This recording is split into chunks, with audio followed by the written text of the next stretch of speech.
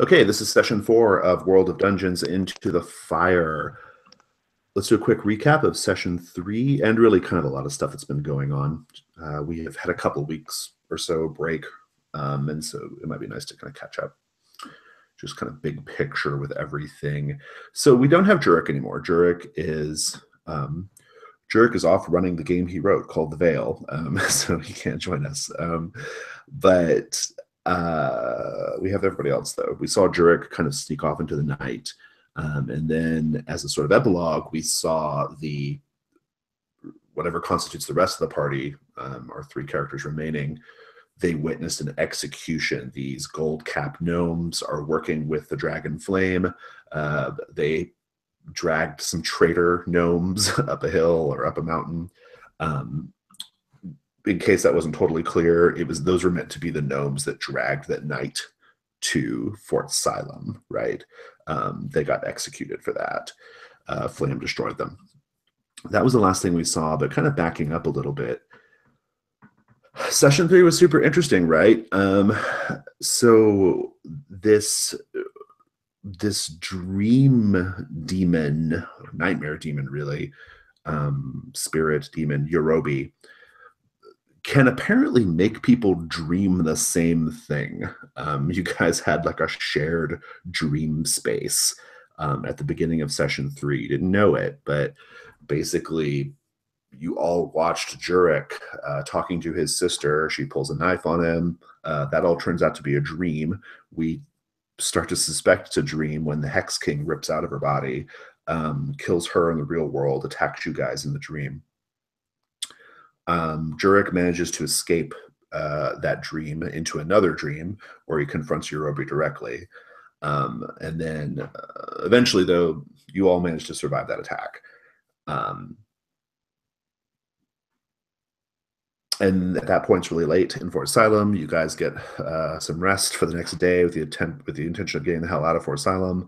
And during that night's sleep, the consensual sleep, you encountered, you each had like a dream of a different type. Some of you had like very helpful, interesting dreams. Some of you had very scary dreams. Some of you had dreams that were that revealed dark truths, right? And that was a fun sequence. We did that. And then, as I recall, I think from there, once that was over, the next day, you guys just headed out, right, into the wilderness. You got through the wilderness, heading towards the Roaring Peak Pass, which is just to the north of Fort Xylem.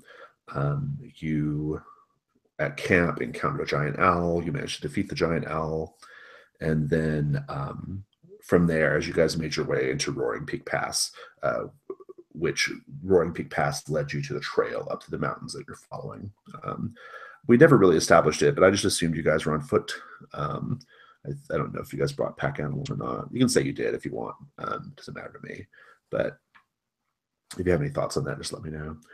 And then of course, we saw the execution with the gold caps and flame. More big picture than that, even. There's an open question of like what's going on with the Hex King, what's going on with Clovis, what's going on with Yorobi and Flame, what are their connections? And a lot of it's a little unclear still, right? We think that Flame and Yorobi have made a pact of some sort, or they're working together in some way. Flame has made really clear his intentions to use Yorobi, who has been sort of newly unleashed into the world because of an accident by you guys. He intends to use Yorobi as a way of essentially like attacking King Lomar and his kingdom without having to leave his cave. He wants to use this dream demon to basically kill his enemies. And so this dragon has weaponized this dream demon, and that's pretty scary. We think that's the thing that's going on. The dragon is also working with the gold cap gnomes, it seems. They're either his thralls or something. There's some kind of relationship there. Clovis, we think, purposely led these knights that went missing, purposely led them to where they were killed or presumably killed. We don't know what his motivations were, except we suspect that Flame has reached certain people and is using them as pawns to help destabilize King Lomar's kingdom, right? So that is a possibility with Clovis. And I think that's about it. Looks like we lost Jennifer. We'll give her a minute. But was there anything else in the recap you guys can think of that we need to mention, or if you have any questions about what was going on? I don't believe so. I wanted to ask Jennifer when she's back a little bit more about the gold caps, just to get her personal context there. But as far as the most recent session goes, I think I'm pretty good. I wouldn't mind just like a general recap of what just sort of the dreams that each of the characters had. I remember mine, but I just kind of want to remember the others. Just for I'll do Jurik's. As I recall, Jurik confronted his toxic masculinity, I think, in his dream, and came to terms with it. And this was through a dream encounter with his sister, I believe. He overcame some internal struggles he was having. That's, as I recall, what happened with Jurik. You guys want to talk about your dreams? Yeah, sure. So Zalzain had a lover back in Belet Osk before he went mad, who was a dancer, a performer named Elandro. And Zalzain, he used to be a patient of Zalzain's and Zalzain's family. He was kind of Zalzain's first patient. They fell in love. And then sort of the scene we had was the two of them in bed together. And it was just kind of a tender scene. And Elandro shared with him, I don't know if it was like a vision or just some sort of insight that he had for me, which was, I believe, to take the left path when confronted with that option. I think it said, don't take the left path. The left path is okay. The left path leads into the fire, is what he said. I was thinking the Beyonce song, and yeah, that's all I remembered was to the left. So the fire is to the left. In this case, fire is to the left. Yeah. Don't listen to Beyonce. Artis had that first dream when they were still in the crypts, where he first saw Eurobi, and then he also had a dream with Clovis, doing a creepy, like, talking but not making any sound kind of thing, and then became that ball of flame that we've seen a couple times. The rest of his dreams were like kind of childhood, family kind of scenes and stuff like that. Yeah, I think we actually, I think the last thing we saw was last dream we saw was like your family, basically, like, well, your sister kind of like intimating that, like, she said something I thought was really interesting. I can't remember what it was, but it was something like we never stopped caring about you or something like that, right? Like suggesting that like they're like in spirit form still watching you or whatever, right? So right. Was there also a dream of Artis and his father kind of looking off at something that was like that's symbolic? when we first saw Eurobi. Yeah. Oh, okay, right. Yeah. That was the lich sorcerer trying to tell you about Eurobi. Right. Not trying to curse you, right? Yeah. and in now it's a greatly misunderstood moment in the adventure. Tragically, really. Tragically misunderstood. But we made it out there with the skull or something of one of those sorcerers, and now we can. Yeah. Her name is, I think, Noctara, and she knows some stuff about dreams. So that it didn't all go bad. She's my buddy now. yeah. Noctara actually is the reason why you guys came through that last dream sequence pretty, more or less unscathed, right? I mean, right. I think the way the magic worked was basically like Noctara didn't stop you guys from having very lucid dreams, but she did stop Eurobi from attacking you in your dream, right? So, and then my dream was about I was it was like I was basking on a boat on the canals of Bellet Osk, and in the summer before the Hex King returned, and I was with my friends Shadowhawk and Mudtoe, and Shadowhawk told me that that he had killed Mudtoe in a lover's quarrel, pushed him off of a clock tower, and that was freaky and sad. Indeed, yeah.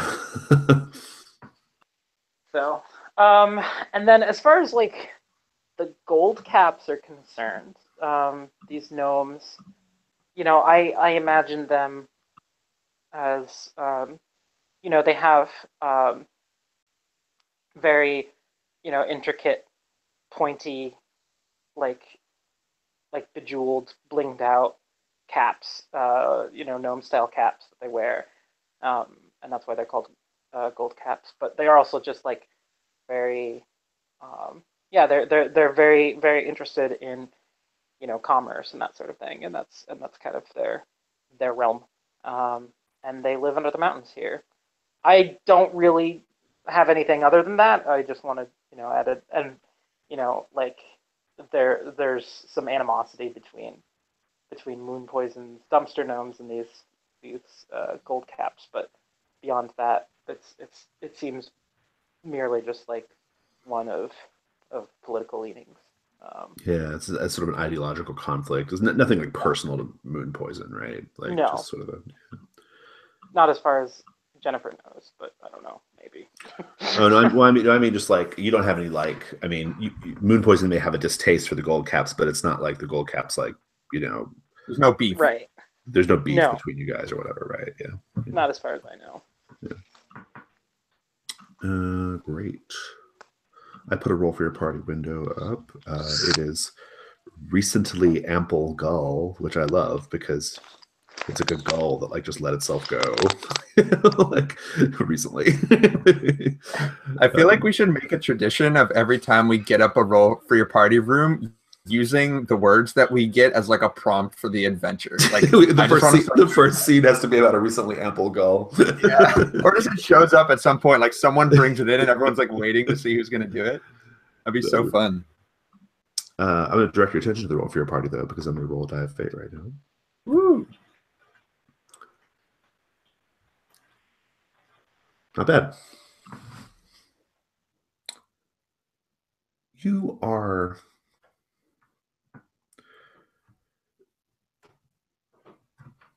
this is some time after witnessing what you witnessed. Like I said before the call started, or before the broadcast started, that scene with the dragon and the gold caps took place in a sort of like, imagine Frodo and Sam laying on their bellies watching the Oliphants and the Southrons, like marching through, right? Like it was that kind of thing, right? You guys were nowhere near, right? You could see it, but you were not in danger or anything. You're continuing on this path through the mountains. It's pretty slow going. It's going to take a couple days to get to kind of get through it, to get to the to wherever we think the knights might be. And at a certain point, you reach.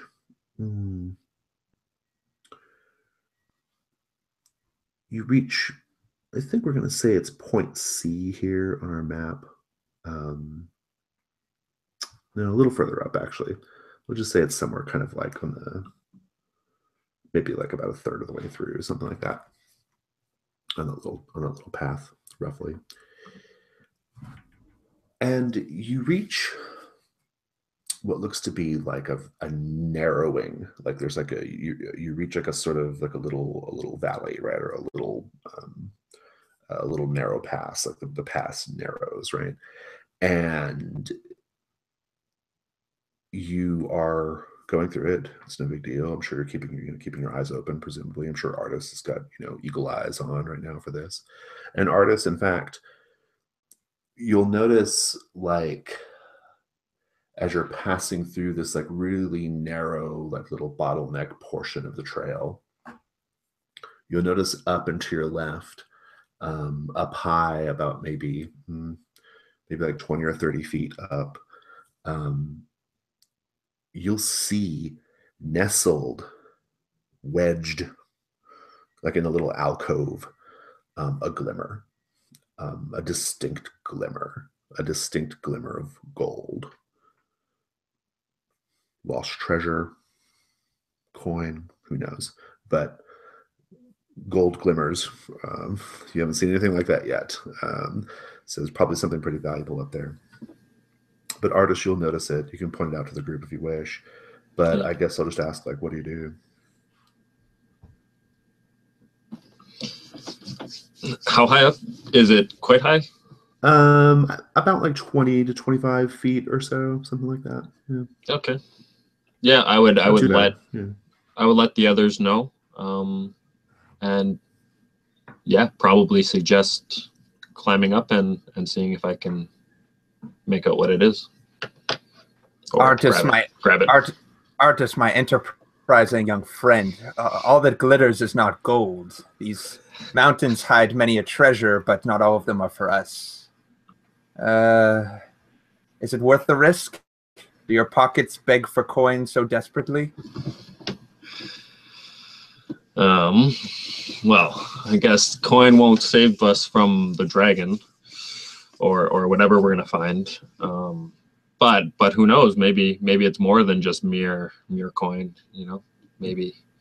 Yes, and it might not save us from the dragon, but it will sure patch up our burns when we return to wherever civilization we end up in. I suppose it's worth checking out. You're spry. Yeah. Up you go. Yep. Artis feels like he's got this one.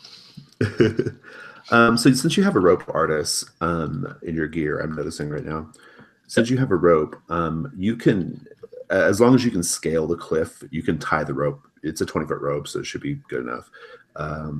You can tie the rope and then drop it down so that your companions can follow you up, right?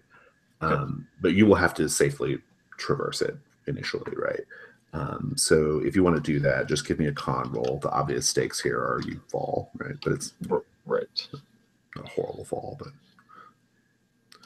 cool.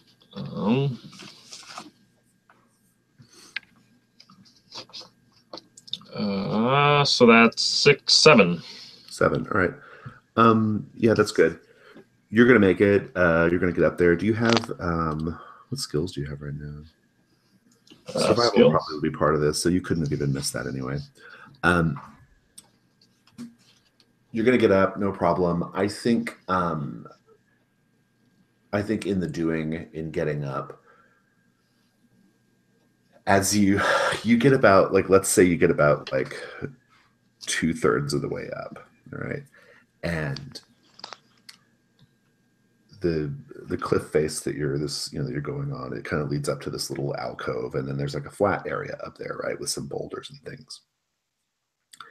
And you're just about up to the ledge when you're pretty sure that this boulder that's been in your peripheral vision for the last couple of minutes as you scale the wall, you're pretty sure, because it's slow going, right, scaling hand over hand, right, you're pretty sure that, like, as you're reaching the top, that boulder is, like, you glance over and it appears to, like, be turned, or maybe it's just a trick of the sunlight, who knows, but it definitely looks like it moved. It changed position slightly, right?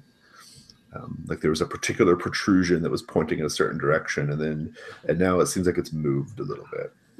Gotcha. I mean, I think at this point, he's gonna want to. I'm gonna want to, like, get up and at least tie my rope. Like, I don't want to stop mid wall. Climb, yeah. You get up there, and you can start tying the rope to a piece of rock or something, and drop it down. Once the rope is dropped down, do you guys follow him up, Zalzane and Moon Poison?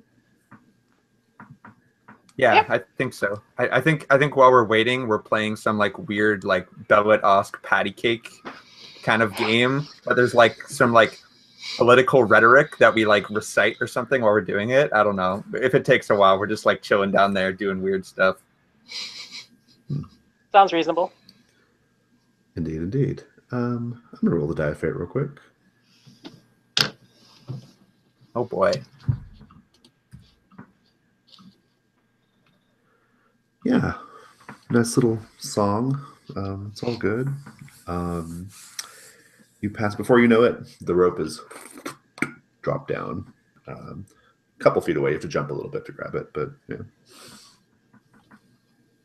Throw me up there.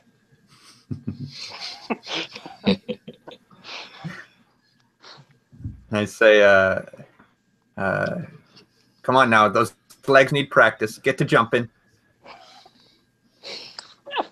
And so I just like climb up on top of your head again, and then jump from your strange like candle antlers. You go, oh, not like that. And then yeah, we get up. Nice. At this point, you guys are like, you know, the amount of like space that you can kind of move around in front of this little like nook in the stone is not great. I mean, it's like it's a small ledge about the size of a desk, right? So you guys will be very like tightly kind of like balled up and on your on your hands and knees or whatever to there. So you don't have a lot of movement here that you can do. And then that kind of like maybe like 15, 20 feet away from that, a little further out in the direction that you came from, you see that boulder, okay, also on kind of a narrow bit of shelf rock, right? And Artist, you mentioned that the boulder looks like it moved. Yeah, I would say it kind of in passing, like, this trip is getting, this lack of sleep is getting the best of me. I think that boulder was in a different position, but, eyes playing tricks on me or something. Indeed. First the glinting of gold, now the rotating rocks. Well, the glinting of gold was real. Once you get up there, in the little alcove, you'll see that there is it's very, very gray and weathered, and the wood is split, and the metal bands are rusted. But it's a little chest that's been like kind of cracked open, and it's kind of and in fact, a bunch of gold coins are spilling out of it. Right. There is also some other things too. Yeah. So there's a little little cracked out or a little busted up chest with the coins falling out of it, spilled out of it. There is a jar of some kind of liquid with a clay jar with a wax sealed lid, and a short sword. The short sword's in pretty good shape, actually, not rusted at all. So it seems like its previous owner oiled it well enough to where it's survived the elements for some time. What do you guys do? Haha! Look at that! Riches! I should have trusted you. Should we stuff our pockets now, or save it for on the way back? I don't know how advisable it'd be to weigh ourselves down, but that's a lot of gold. Well, certainly. It is, yeah. Eyeballing it is more than 2,000. Ooh. Well, certainly it is good. As unfortunate as it is, if we want some leverage over the disgusting creatures known as gold caps, having a little jingle in our pocket will go far. Sure. Sounds wise. Yeah. No one's using it, so Clearly. it's just sitting here. We might as well Just take sitting it. there. Clearly, no one's using it. Seems strange to me that these mountains are inhabited by these greedy gold caps, as you say, and there's just a chest of gold sitting around. It must not belong to them. Yeah, is there anything off about this chest? You can give me a wisdom roll if you want.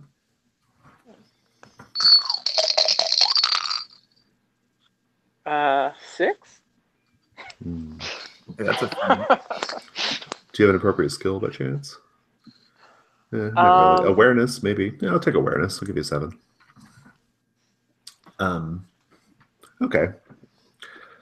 Something you're going to notice, Moon Poison, being a gnome, you have a certain sort of racial connection to the earth, right? To mountains and rocks and things like that. I mean, your people literally came from underground, right?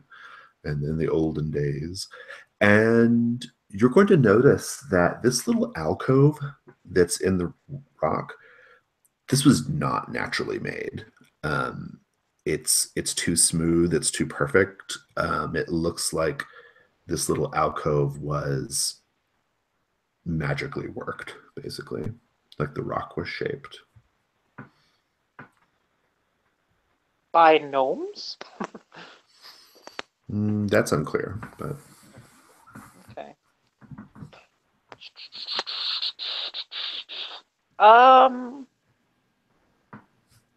Okay. Well.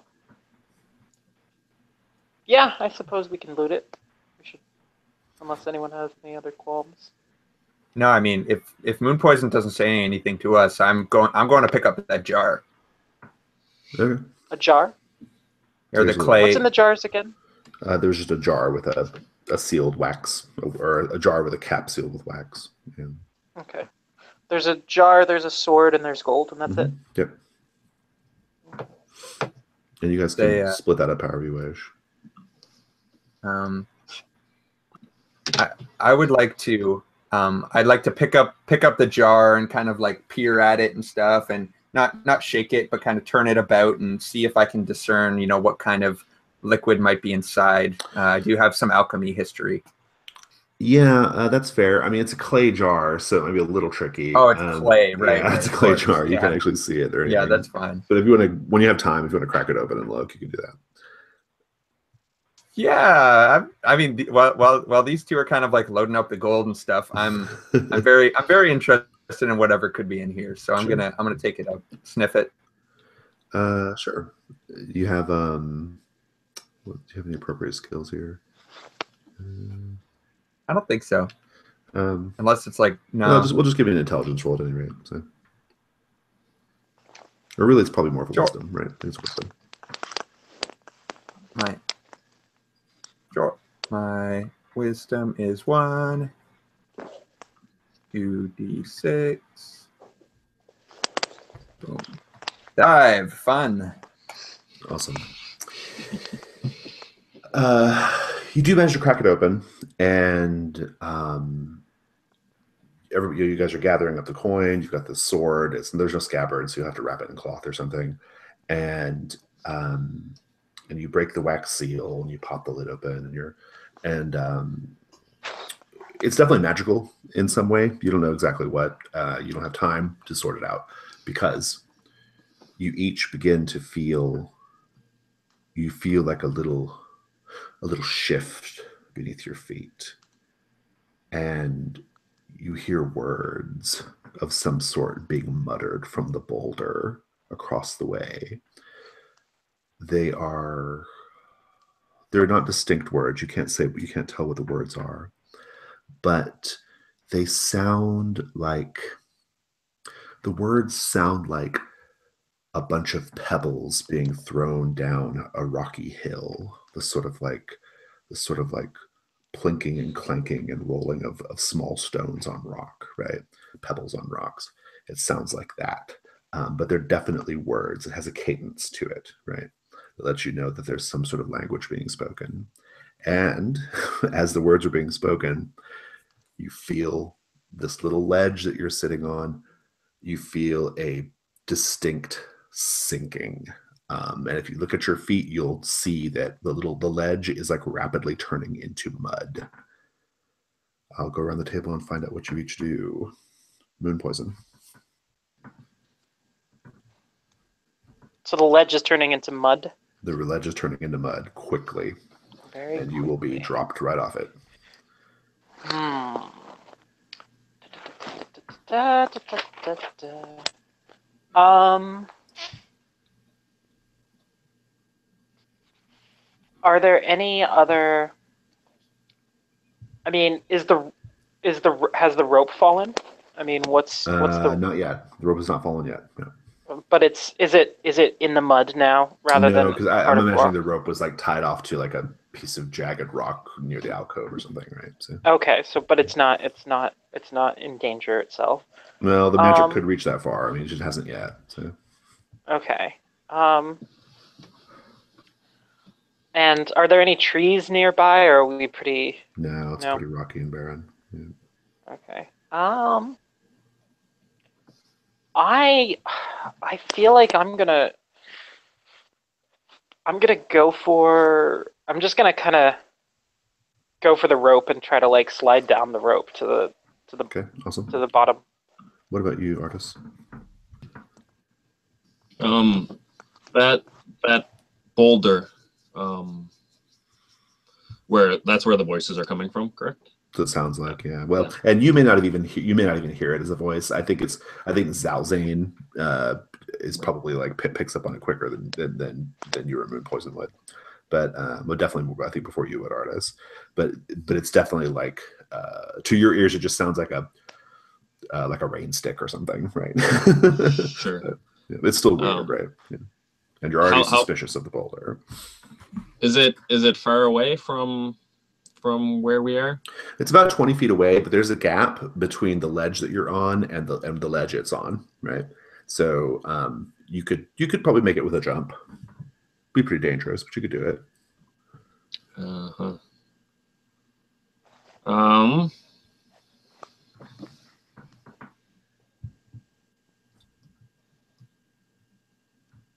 Yeah, let's do that. Artis will try to get solid footing. Awesome.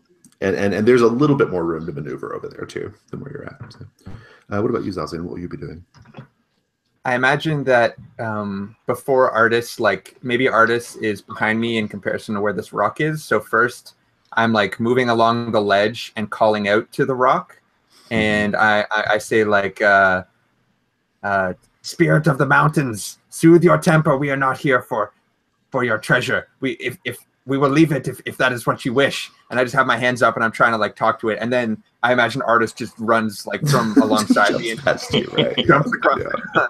But I think I'd actually like to try and roll Decipher to kind of understand what the rock is saying or any of the language, if it communicates any further. I want to try and get something from this. Yeah, I'm into that. Are you content with like risking like the mud falling out beneath your feet and you tumbling down to the ground? I mean, so we're on kind of like a ledge that we've climbed up the rope. We've walked along the ledge a little bit, and now we're in this kind of hollowed out alcove little area where there's a chest, right? The alcove is alcove is super small. It's like a tiny closet, not even that, and you can't stand in it.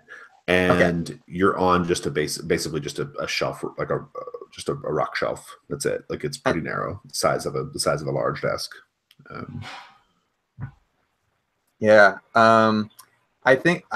just like, this is the scene in my head. I think Zalzane runs over, tries to kind of communicate with it for a second. Artis jumps from behind him, and then he's kind of like panicking and realizing that he's falling, and maybe he tries to jump afterwards, but I don't really see him. I'm into that. Yeah, we'll see how it goes.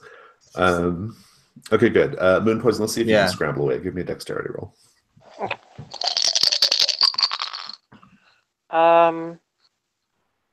8. All right. You are going to get down fine, no problem.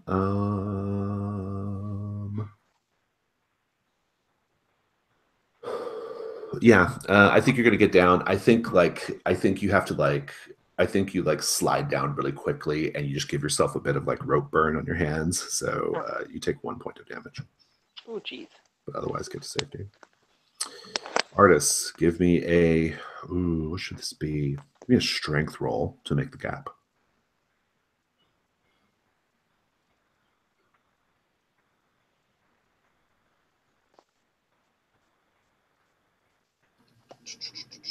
That is an 8. Awesome. Artis, you do make the gap, you make the jump. Let me look at your stuff here. The short sword that you have listed on your gear, did you already have that, or was that the brand new one? That was starting. Okay, you had that already. Okay, you jump. I was just wanted to make sure I know what's happening here. You jump. I think you jump. I think you probably like drew your sword like kind of instinctively and then made the jump. And I think you barely clear it. You barely hit it, but in the doing, you kind of lose your grip on the sword. The sword goes tumbling down to the valley. You can recover it later, but you do get across, and you can scramble up to the other side pretty easily. Okay. Zalzane, you just gonna jump after him? I think so. Yeah. Give me a strength roll. Strength roll. All right. Hey Jennifer, I just want to say on your dice, if you could roll away from the mic, that would be awesome. Oh, sorry. Yeah. No worries. I just wanted. It's more for the video than anything. But. It's definitely not Dex, right? No. It's definitely strength. Go for it. That's a 9. Okay, cool. You managed to make the gap, but just barely. And we have that classic scene where, like, okay, I think Artis has just scrambled up, and then you wildly leap, and you hit the side and hit it and grab it, but you slip a little bit, and you're basically just holding onto the ledge by like your fingertips. Yeah. Artis, you hear it first. You hear him like jumping behind you, and then you see he's barely holding on by his fingertips. What do you do? Yeah, try to grab some sort of solid rock and like offer him a hand and say, Hoist him up. I didn't think you had it in you. And like, give me a strength roll first. Okay. All right.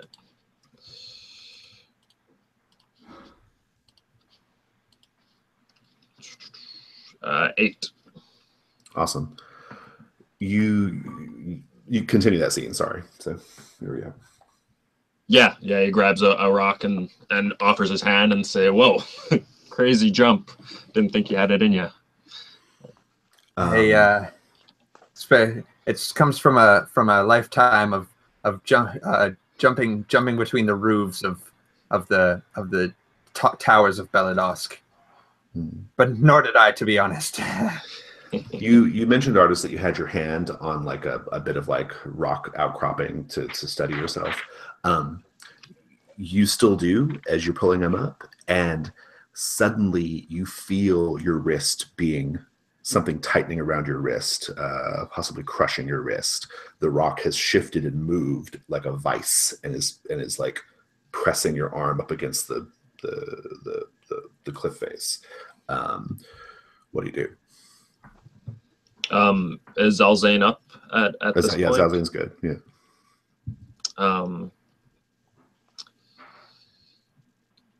So was it just like a rock that tumbled, or is this like it's magical. It seems magical. Yeah. It's magical. It's like the rock is like being warped or shaped, and it's like now pressing and crushing your wrist. Right. Yeah, I would scream out. Yeah, he would be panicking quite a bit, pulling and like maybe yelling at Zalzane like, "What is this?" Like. Zalzane, let's give Zalzane a chance to be a hero here. Zalzane, you see what's going on. What do you do? I think I stand up from my kind of fallen over position after I've been hoisted up, and I think I call out. I don't know. Zalzane's pretty intent on he thinks there's some mountain spirit here, and he says, "Release your grasp, spirit. We mean you no harm." And he says, "Do not make me call upon my arsenal of hexes and curses. I've been known to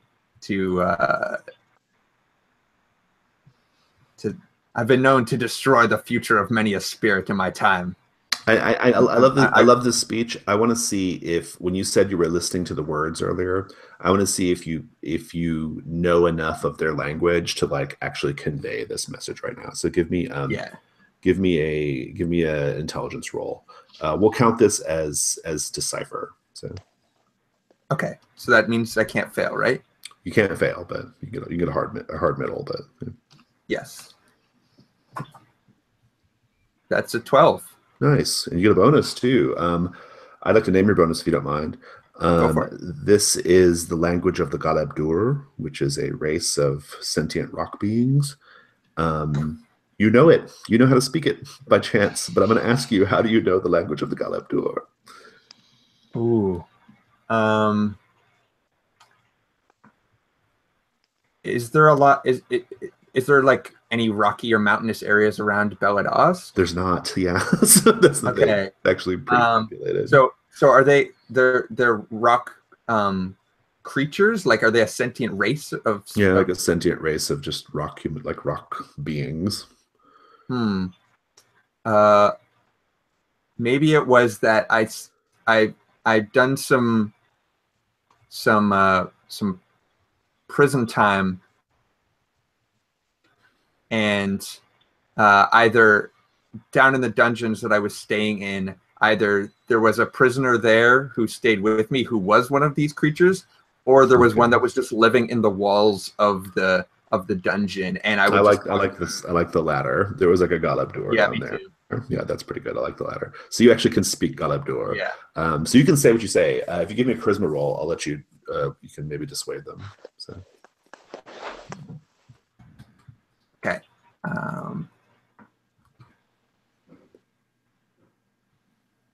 Charisma. That's a fat 0. Let's re-roll it. Oh, that's a 10. Hey, nice. You feel the rock ease up on your wrist, Artis, and the Galeb-Dur says in its rough, gravelly language, it says essentially the equivalent of, you can keep whatever you just took from us, but you have to replace it with something else. And Artis, you hear my elvish vocal cords attempting to reproduce like this gravelly, rockish, harsh tongue. And I say, forgive me, I have not known many Galeb-Dur in my time. Not what you value most. We people of the cities and towns, you must know we love our gold, but what is it that we could leave you that would be worth your gold? The Galeb-Dur like anything that is like from the civilized world, right? Okay. They get plenty of rocks and nature stuff in their day-to-day existence. They like fancier things, different things, shiny things like that. Moon poison. In the meantime, I want to just get a read on what you're doing down there in the valley, or down there in the pass. Right. So I'm down here, and do I see what's kind of going on up there? You can tell that Zalzain is talking to it. I don't know if you know Galeb-Dur, but there's definitely some kind of communication going on for sure. Yeah. Zalzain, you can call down to Moon Poison and tell her too. So. I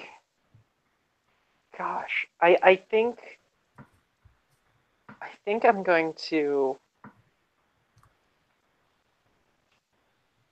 And is Artis still being crushed, or is he? No, he was released. Yeah, and you can tell that probably whatever Zalzain's saying is working because they released Artis, right? So. Okay. Can I pull the rope down and then kind of toss it up to Artis so that I can get up there, or should I just use my fishing pole to hook Artis or Zalzain and reel myself up? If you want to go up there, you can just climb back up the rope and then like jump into swing over Artis's hands or whatever, right? Yeah. Okay. All right. That means I don't have to hook anyone. Okay. Let's do that. All right. So in the middle of Zalzane, I think this parlay is going for some time, right? Yeah. And Moon Poison eventually joins you, and you're all up there together now. And you can explain then, to Moon Poison that they want treasures of the civilized world in exchange for what you took from them. and so I pull out my wineskin and I'm just like, hey, eh, and I sort of like hold it up to the boulder, and I just kind of sprinkle it a little bit onto the boulder. You like? Where's your tongue? I think what we see is like, so this boulder is kind of like let's just get a picture of a Golub door. Let's just find one. Throw it up there. Oh yeah, that would be very helpful. I'm just picturing a big old rock. That's basically it, but I figured, yeah. I'll get you guys Big round rock. I'll get you guys a classic D&D monster manual picture. So. I'm just kind of side-eyeing Moon Poison, and I'm just like, I don't know if they can metabolize that kind of substance. There we go. I put them on the map there. You can see what I got up to. That's what they look like when they're like camouflaged. Just two little stumpy legs and a big face. Yeah, that we face. could also just perform for them.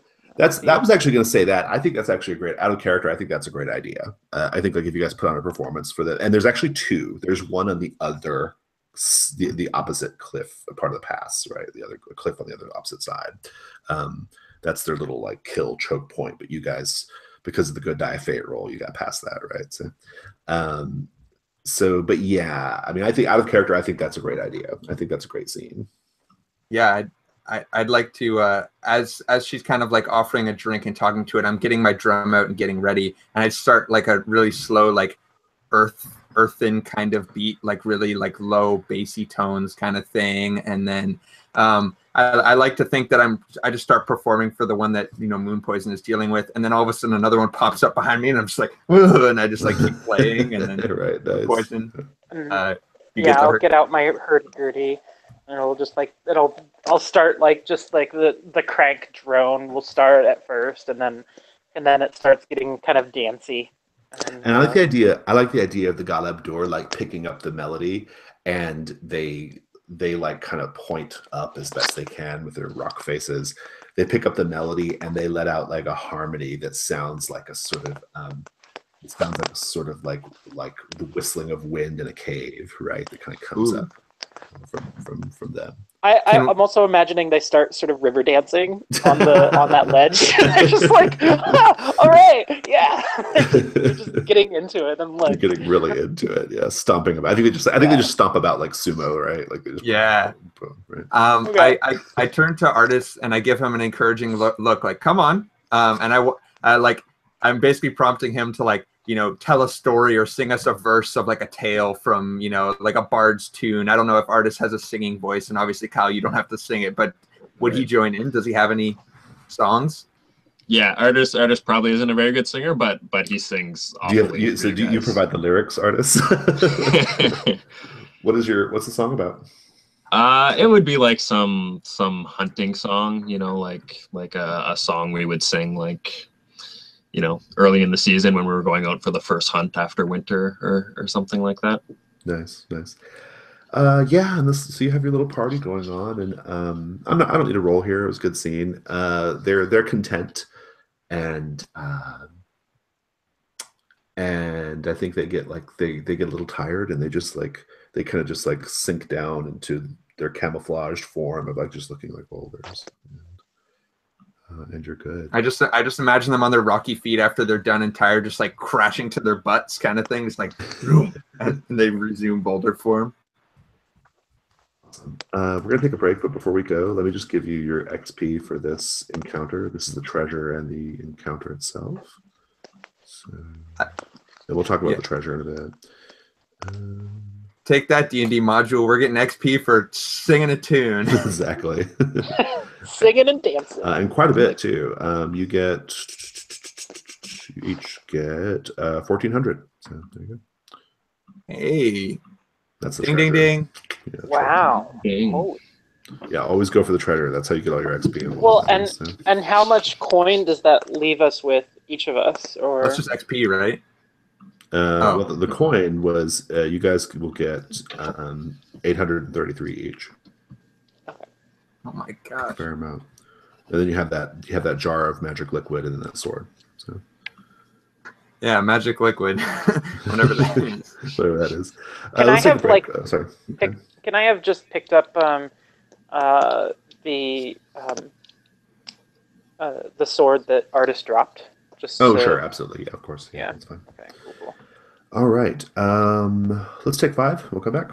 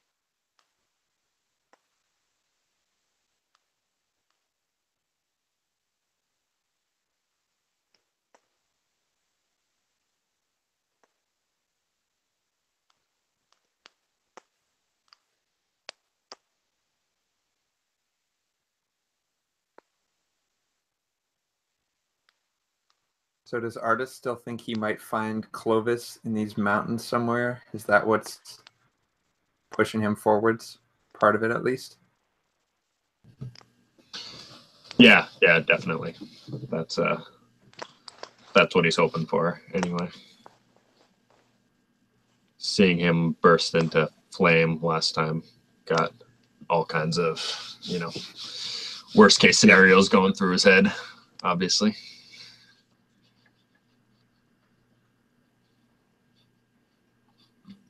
See a note there, Matthew. Yeah, it's 1400 on the XP. Thank you.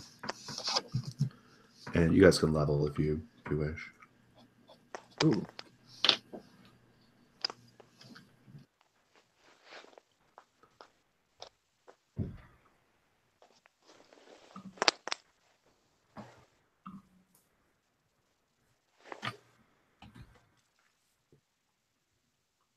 It's just because I'm imagining like I'm counting the party with the Golub door as downtime. So. Yeah, it is. We had fun. I'd say. Passed around the wine. Yeah. So you continue on.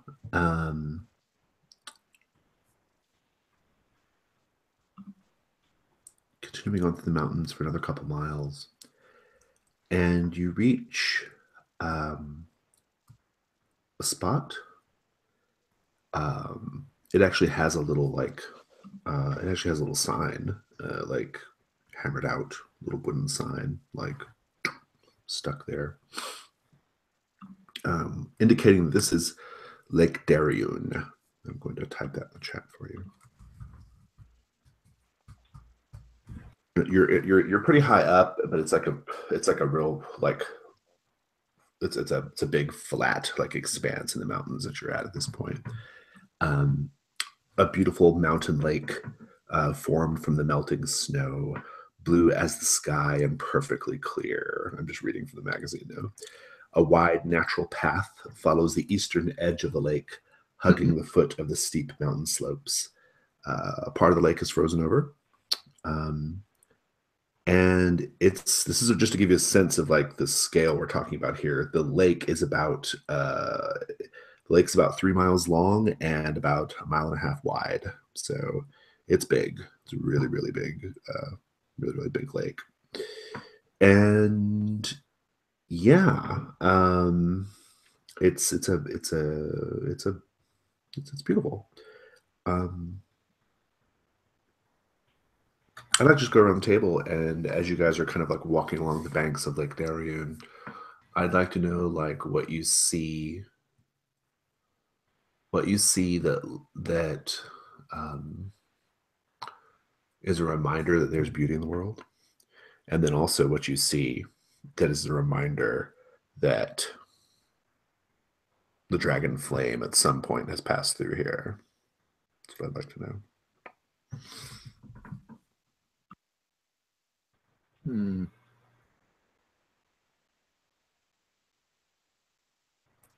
I think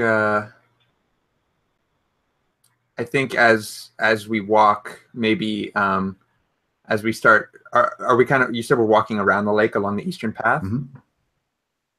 So as we walk along that path, I think there's some gulls that we walk past, and they kind of like fly out from above us and soar out across the lake. And I think Zalzane is kind of taken with the flight of creatures, and always, that's something he'd like to be able to do. But then we make it a little bit further, and we see bones of probably hundreds of these birds as we walk along. Like the dragon just has been doing, simple hunting and then spitting the bones back out along the path. Nice. I think for like beauty of this area, it's just like one of those like really nice days with like slow moving clouds, and it's just like if Artis looks up, it's just like this very, very peaceful scene with like the mountains and everything. But then if he gazes his like eyes a bit lower, there's like big like scar marks of like burnt trees and forest from like dragon doing stuff. Dragons and Artis. this is actually like a really since you're a tracker and a ranger, presumably you're like kind of like helping them like stay on the path to like find these knights, right? And I'll tell you that as you guys are kind of going along the path and then you're keeping your eyes open, you're going to see evidence of a campsite that was struck about, I don't know, maybe a month ago, based off like the terrain and the way things have been shifted and moved and things. But they definitely, you're on the right path. Like someone came through here, in the fairly recent past. So, okay. Moon Poison, what about you?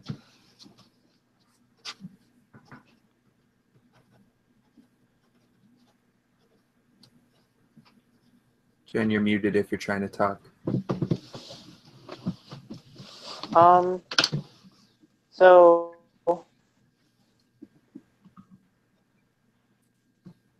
as Moon Poison is walking,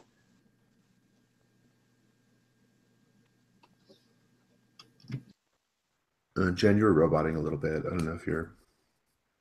Yeah, lost you. We'll give Jen for a sec. Just a quick mechanical question. When we gain another hit dice, do we reroll all our HP? Yeah, you can. Yeah, go for it.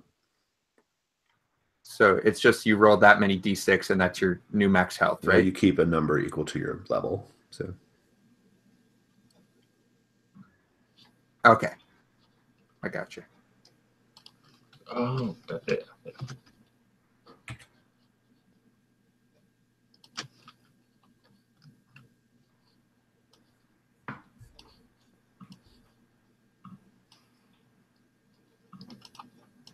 All right. I'll roll the die of fate to see how this lake goes for you guys.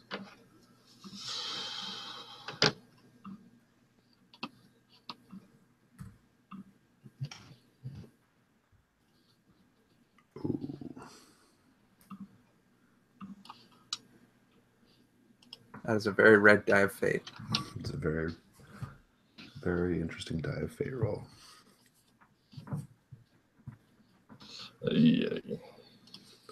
We'll share the horror with Jennifer when she gets back. So you said this lake is partially frozen over. I guess it's cold up in the mountains at this point? Yeah, it's getting pretty cold. Yeah. Okay. So I guess all the flame and fire imagery is in a nice contrast to the environment around. I'd kind of been imagining it as a little more temperate, but I like that. Yeah, no, it's well, that's the thing. Is like he's actually like not like he's not roosting in an environment where you would normally find a red dragon. So yeah. And do you want to just remind me real quick the whole deal with Jalusa and the ship and the rumors that there was a ship up in the mountains? Well, it's a rumor. The idea, the theory is that Prince Lomarin, 15 years ago or whatever, was on the ship being taken by this pirate Jalusa the Merciless as a ransom, and back to his father. And the ship just disappeared, from the middle of the ocean. And the ship disappeared from the middle of the ocean. People basically forgot about it over time. And then suddenly this amulet belonging to Prince Lomarin turns up in the hands of this knight who dragged himself, allegedly, who's actually taken there by gold caps, to Fort Salem. And so the thinking is that like Prince Lomarin, the ship, the remains of Jalusa and his crew, they might all be there, right? Whatever happened to these guards, like we might also find evidence of Prince Lomarin and the knights. That's your ostensible job, right? Is to like figure out what happened, what's going on with that. So, Jennifer, you're back. Yeah, I don't know what happened. Yeah, who knows? Everyone turned into. Oh, sorry. Yeah. Do you want to tell me just a little bit of like, what do you see that's beautiful? Yeah. Remind you of beauty in the world. I'm like walking along, the lake, and there's this sort of serenity that I'm just kind of not used to, right? Because like my whole life has been pretty fucking chaotic, right? Growing up on the streets as a dumpster gnome in Belladosc, and fighting a revolution, and so like quiet moments are hard to find, and even though like it's there's like bird skeletons and burnt trees everywhere. There is there is just something about the wind that you know that shakes the the grass near the lake, and just the way that the ripples of the shore, um, hit the rocks at the beach of the lake, and I'm just kind of like, as I'm walking, I'm kind of playing what I feel and what I see, and so it's just sort of like this, very haunting and serene sort of hurdy-gurdy tune that I'm just kind of playing as I go along to, and just as I see the lake, and I'm just kind of trying to match that tone that I'm seeing in the world. So Zalzane would usually join, but I think he just listens for to Moonpoison playing at this point. I love it. What evidence do you see that these are hunting grounds for the Dragonflame?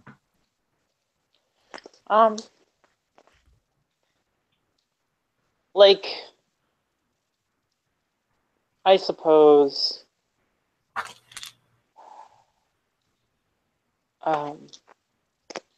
just the occasion, just the fact that, like, except for a few gulls, there's just not a lot of animal life. It is quiet. It is just eerily quiet. There's nothing but the wind and the grass and the lake, and so it's like there are no birds singing. So I'm kind of, in my own way, I'm kind of making up for the silence with the song. Yeah, I love it.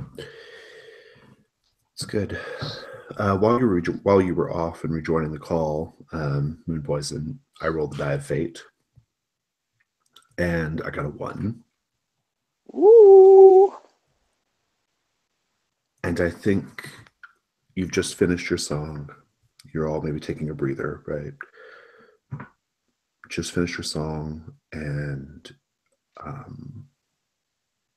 we have that stillness, that quietness, maybe just like the crunch of bird bones beneath your boots. No other sounds. Not even like wind whistling through the rocks, through the mountain, through the trees. There are a few trees. Not even that. It's almost like the world is holding its breath in anticipation.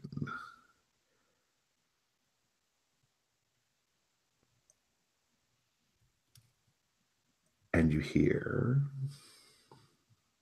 a roar coming up.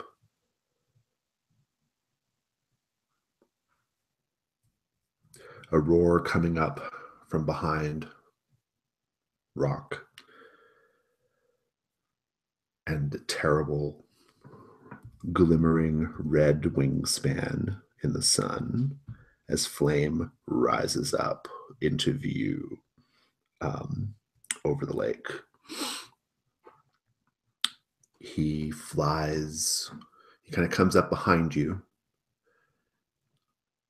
and his shadow, so complete that you no longer feel the warmth of the sun on your skin as he passes overhead. So big is his shadow. And you all brace yourselves, right? There's this moment you're seized with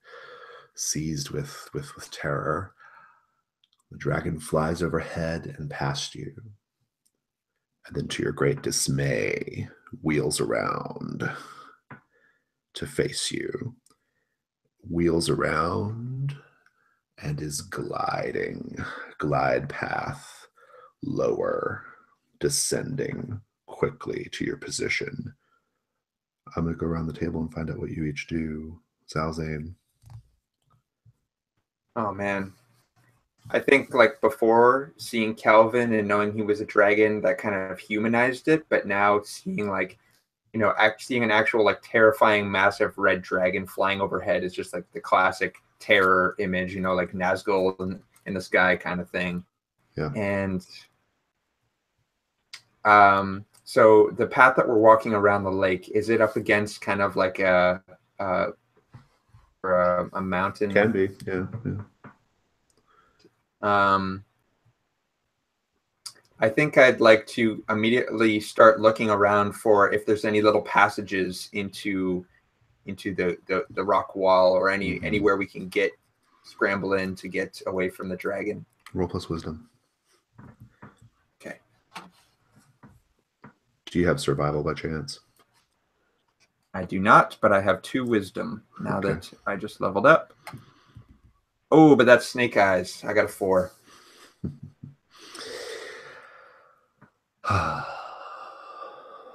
What about you, Artis? What will you be doing?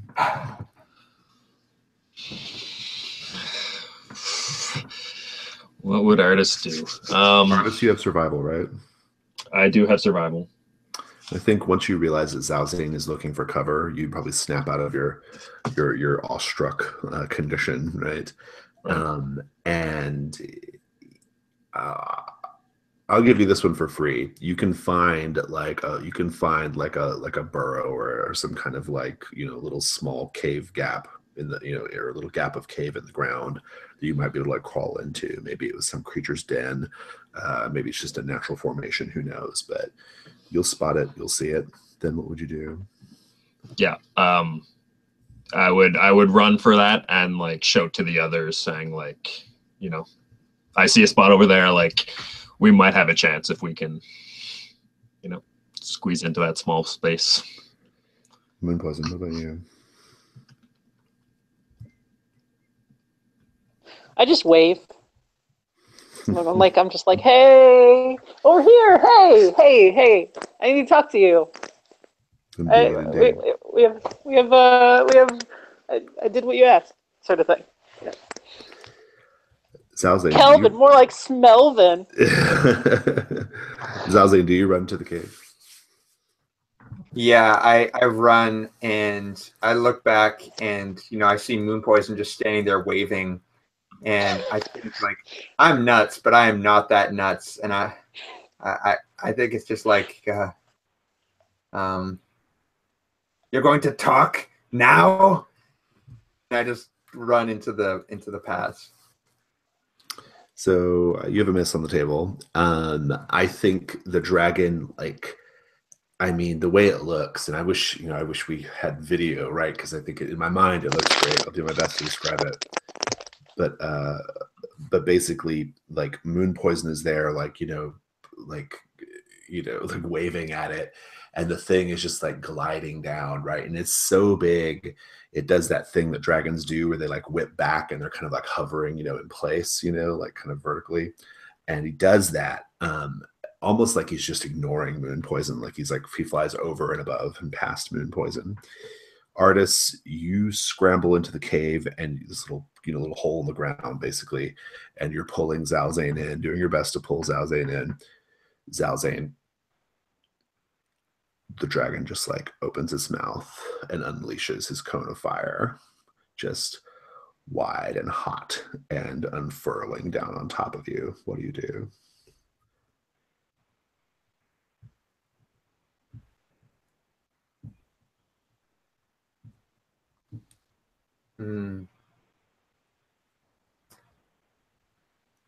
I don't think Zalzane has time to call in the spirits. I don't think he has time to really react more than just make himself as small as he can. I think he, you know, in his time spent in prison, he you learn how to curl up into a ball and take pain and take punishment like this. So I think it's just, Stop, you drop, know, and roll. protecting the important bits. Give me a con roll. The stakes. I probably don't have to really define them for you, right? Yep, I don't need to know unless this roll goes bad. All right, here we go. That's a 7. Good.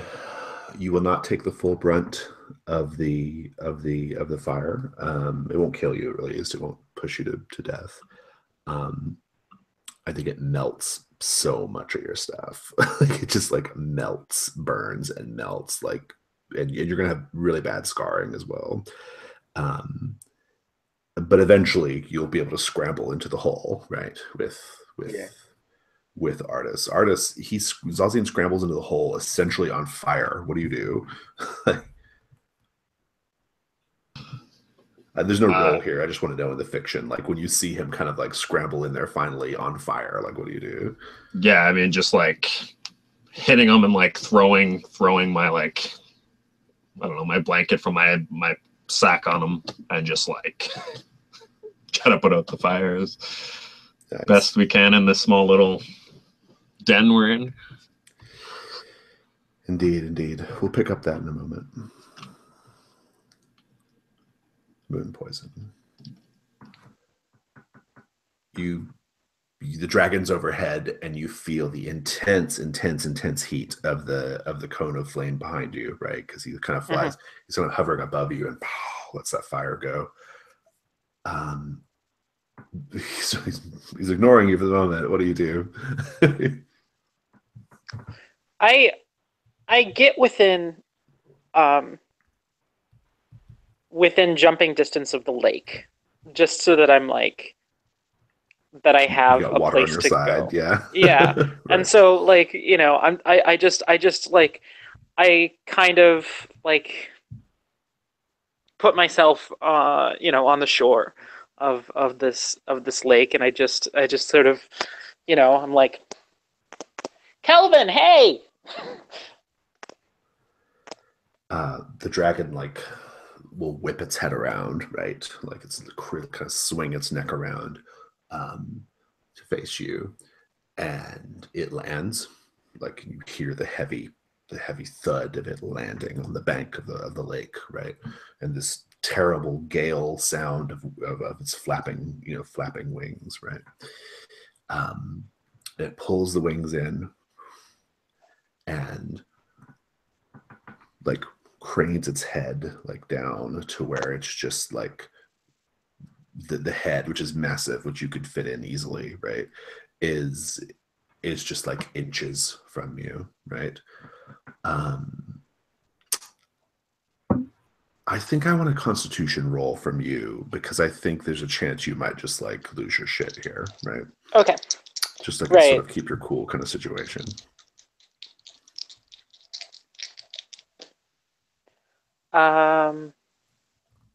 Okay, that's a 10. Nice. He says, I see you committed 3 murders. At least. Murders. I mean, you know, I didn't do all the dirty work. I just greased palms. I warmed the water, so to speak.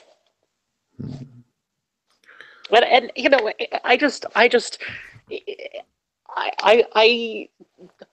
I'm here just to talk. That's the only reason I'm here. And I feel like it's important that I want to get to know you. You know, the dragon behind the man, so to speak, my friend, and perhaps find some way to make a deal. I know. I'm really short. I get that. But I have my uses, and I figure you seem to have your uses as well. So let's let's try to strike a deal here. And he does the equivalent of a smile. His lips peeling back off his teeth, which are, each of his teeth are the size of like a long sword, right? And he kind of like leans back and kind of, and he kind of like sits up on his haunches, and he's so tall he blocks the sun, right? You're just cool in his shadow, right? And he says, "Where are you going right now? Why are you on this journey?" Me? Well, there's something to do with a boat, I guess. It came to me in a dream, really, honestly, and I heard tell of a powerful force that brought a boat from the ocean to the mountains. I'm like, oh, that seems like I could, maybe. I have this. There's this Hex King, and I really don't like him, and I just want to overthrow him, and yeah, it's and I'm just a measly dumpster gnome. I'm half garbage, and I accidentally did something that made the Hex King more powerful, and I want to remedy that situation. So this is sort of a journey of atonement, so to speak. So I'm just here to talk to whoever can take a boat out of the ocean and put it in the mountains. I assume that's you at this point, Kelvin, because you're quite large, and so I'm here for you. Yeah, that's what I'm here for. I don't know what these other folks are here for. I mean, they're hanging out with me and they're nice and all, but I'm here for you.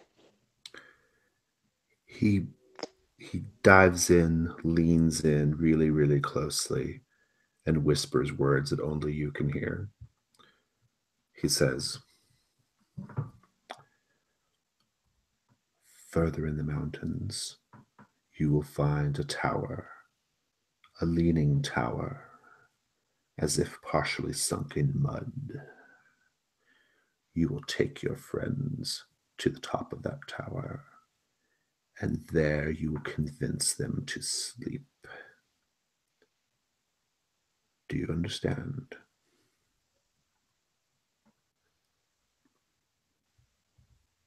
Yeah. Excellent. I'm building up something of a collection. And he kind of stretches out, spreads his wings, and launches himself into the sky. It is gone.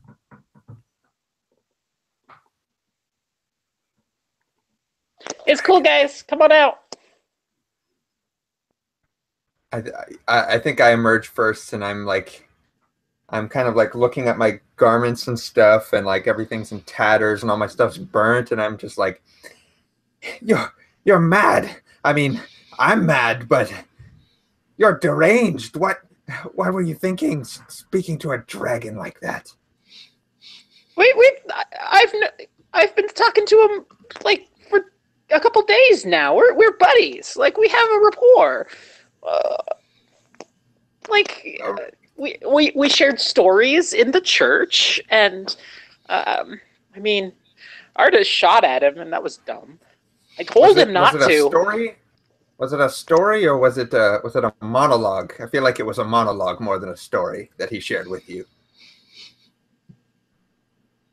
One of those evil rants. Oh, I mean, he talked about a dragon, and I was like, "Oh, you're the dragon. I get ya." But we had a little wink and a nudge, and here and there, and we had fun. I feel like you may be reading a little too far into this friendship kind of thing. It sounds sounds a lot like one of those, villain explains his plans to you kind of thing before he eats you and devours you and spits up your bones. No, do you not think? I mean, there are bird bones, but we are not birds. We are not birds. Okay, well, what did he say to you? He said that there's a leaning tower, in some direction, in the mountains somewhere, and we got to go to the top to it, and we'll find something up there. I mean, Fabulous treasure.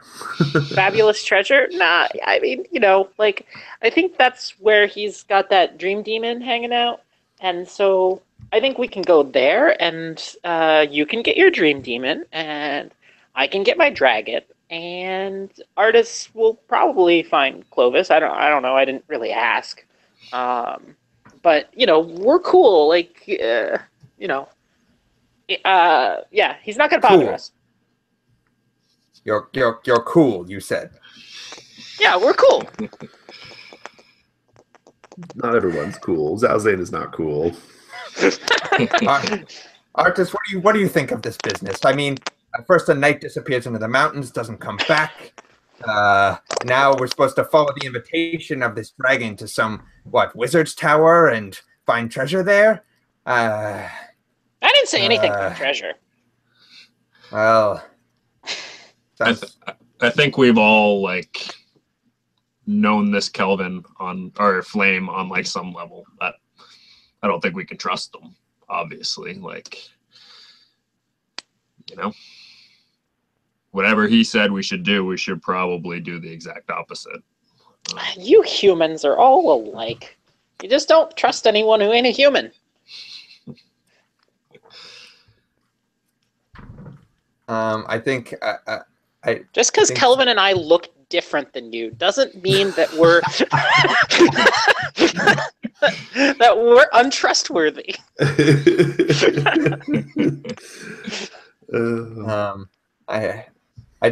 I'd say, well, look, Moon Poison, I know that our revolution is important to you, and that the Hex King, well, I cannot even begin to understand your feelings and your complex relationship with him, but I don't know if vengeance is worth the price of the friendship of a dragon, because believe me, it will be a price. It will be a price to pay.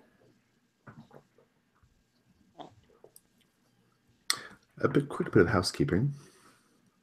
Who took the sword from the alcove? And I assume you have the jar of magical liquid, right, Zalzane?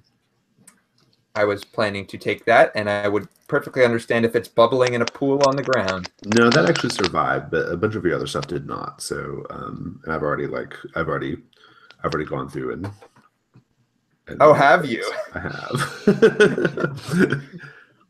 I already had a short sword, so Artis would not have taken that extra one. I don't mind taking it.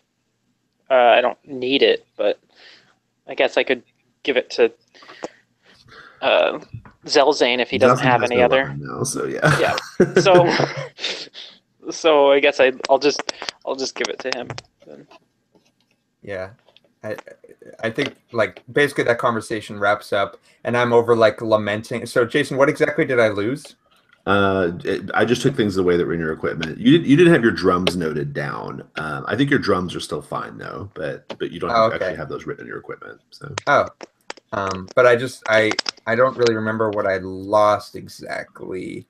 There was I had the wine skin, I had the bone. It was like the bone darts, the bandages, the lockpick. Okay. Oh, the tent, right? tent, Yeah. Okay. Okay. Flammable Cool. things. What I was kind of knocking. So, yeah. So I'm just kind of poking through my stuff, and I say, "Use that." I don't know if I can, but I'll try. And, yeah. So, do we press on? I've got to do a reboot. My computer is frozen up in a weird way. Okay, well, we can just take. Let's just take our break now then. Sounds good. Perfect.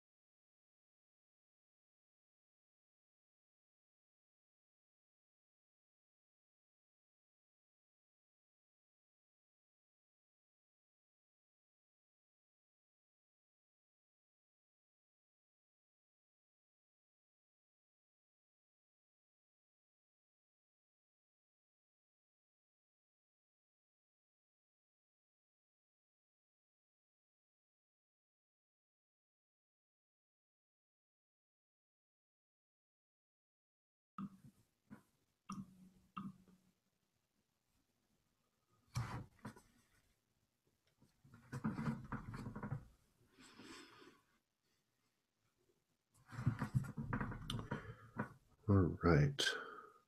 Jennifer, I assume you're there.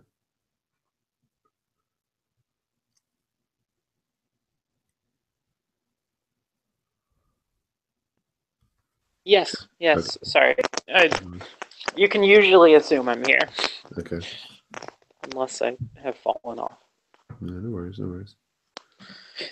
You've got like a crackling, a sizzling crackling on your audio, Jen. I don't know, or Jennifer. I don't know what. Right now? Yeah, it happens. It happens periodically a lot. But like it's like really bad tonight. Like it just every time you talk, there's like a crackle that accompanies it. Yeah. Sorry about that. Yeah, I don't know. I don't know what it is, but it's I don't know if it's just like your mic or something or what. But so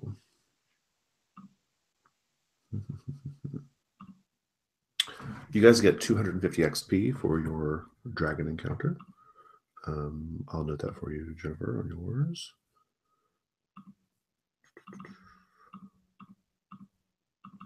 Did you plug in the 1400 from before as well? I did, yeah. Okay, thanks. I appreciate that. You're no problem. You're at 10,549 right now. Okay. Wow. There's that. And I'm also going to make a note that you get like plus 1d6 damage also. Right, yeah. Put that in. I don't know where I should put that on your sheet. But maybe like. Brazier has it in weapons, just like below where his Yeah, I think that's what I'll put. That's where I'll put it too. 1d6 damage and then all attacks.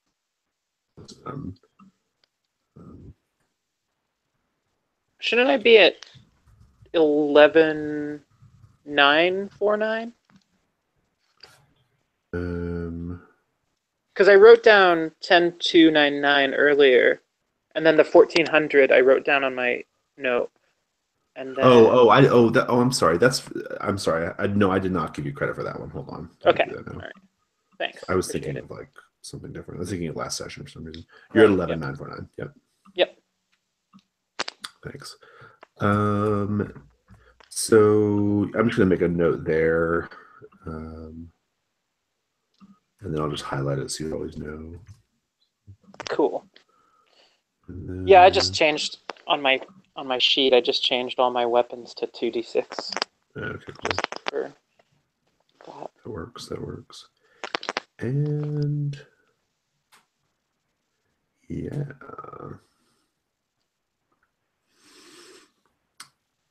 And I don't know where you're at in terms of hit dice now. What level are you at now?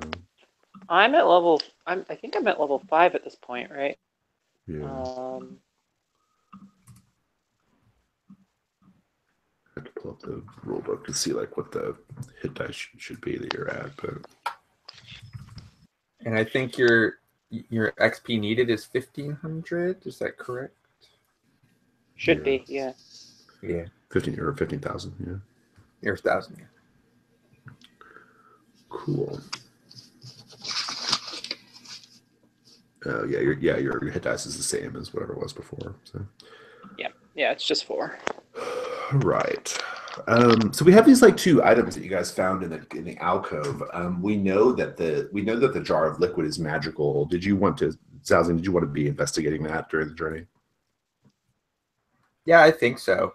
Okay. Yeah. Just give me an int roll. See if you can identify what it is. All right. That's going to be a 10. Nice. This is oil of sharpness. Basically, any bladed weapon that you dip or coat, or that you dip into the oil or coat with the oil, will do an extra 2 points of damage. So, Sweet. For just basically like for one attack or whatever, like one go. So. Well, I suppose if you coat a blade, it'll last for a little bit. An arrow will last for like the one time you shoot the arrow. So, and every time you use it, you roll a d6, and if you ever get a 1 on that roll, then it's out. So, all right. The short sword as well is I haven't really talked about it much. It's not. It's nicer than a normal, just average everyday workaday short sword. It has a a handle that is kind of like been forged from a blue metal, and it has like an image, it has images graven on the handle of like winds, like a sort of like a swirling wind, like blowing. It's really nice, and like I mentioned, it did not weather at all. So. Cool. Yeah, I think I'm examining it, and I think earlier Jennifer had mentioned, like, you know, winds moving across the lake and her playing a song to kind of accompany that. And I'm kind of just appreciating it, sort of. I think, you know, Zalzane, as nuts as he is, he still has an artistic side. So he's just, and it's a little ironic too, maybe. I don't know. Nice, nice. I'll tell you that, like, if you study the sword a little bit and you kind of play with it a little bit, you'll discover that, like, the handling of it, and maybe there's a magical component. It's a little unclear, but basically, I think like it's a short sword that, like, it almost like it has a deftness of movement, right? Like almost like it is the wind itself, right? Like it kind of Cool. it has a very, like, kind of like you when you hold it, when you wield it, you almost feel like your swings and your strikes are like more graceful and fluid than even what than whatever skill you might have had prior. So Yeah, but in any I case, think. you roll a dex to attack with it. So Oh, nice. Yeah, I think I examine it more as like a piece of art than a weapon at first. Like I'm kind of just holding it up to the sun and like looking at the glint of it, because I'm not normally a fighter. But as I kind of twirl it in my hands, you see the movement is similar to how I would spin my drumsticks and stuff while I play. And Zalzane actually has a 3 dexterity, so I think this sword just feels good in his hands. I think he just spins it around, and you guys see like a deftness in him that you wouldn't see normally with like a heavy blunt weapon. yeah, nice. Cool.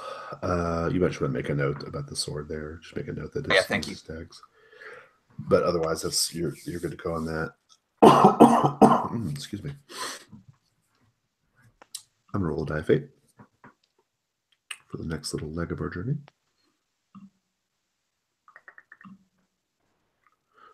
Oh, good.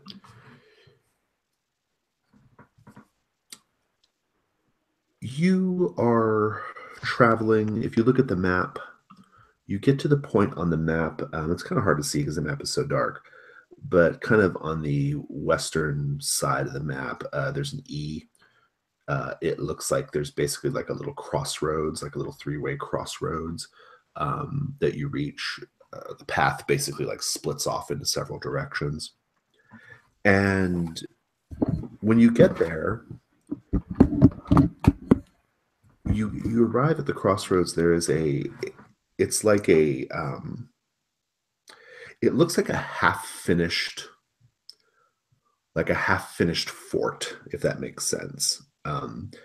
Like you see some scaffolding, and you see tools like on the ground, and you even see like a campfire, a bonfire, really, really big, that was like fairly recently lit. And there is what appears to be a stone fort being erected like at this crossroads. The thing you should know about the stone fort is you see what appears to be like like a door. Like they've brought in like some, like doors and gates and other like things that they're going to eventually, like use to assemble the fort. And there's a door that is laying there on the ground with there's probably a stack of these doors, right, that have been banded together, ready to be put in place. And these doors have regular handles like a door would have. They have the little bars up top so you can kind of look through, peek through, right, the door. The doors are 18 feet tall. And the fort, there are other indications that the fort is being assembled, put together by really big people. Mostly they're really large tools and other things you see laying about as you kind of approach. You can kind of be looking at all this from a high vantage point. No one around them. What do you guys do? First, I turn to the others and I say, "Well, definitely not a gnome construction, eh?" No. Why not? Sorry. Oh. I think Artis is gonna scout around, try to see if he can find traces of them or where they went or Yeah, if they're good nearby. enough. Give me a wisdom. Yep. And you have tracking, right? So Yeah. Scouting or survival. Sur- Yeah. survival. I also have scout as my like ranger thing. Oh yeah, what does that do? If there's people, I see them before they see me. Let me just. When you scout ahead, you always spot the target before it spots you. Oh, perfect. Okay, good. Yeah, that's great. I'll give you a wisdom roll just to kind of like get the lay of the land generally, and then I'll keep that scout in mind if there's going to be trouble. So. Cool. The wisdom roll was a 10. Nice. I'll let you ask any 2 questions you want.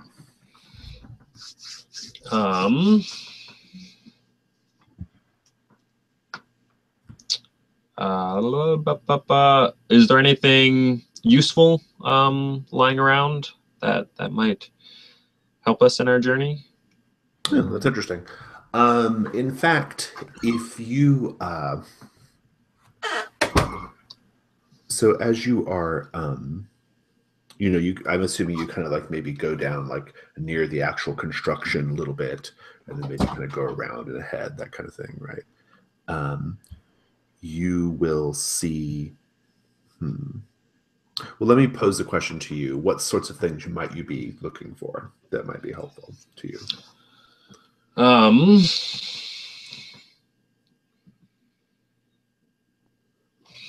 Jeez, what do I mean?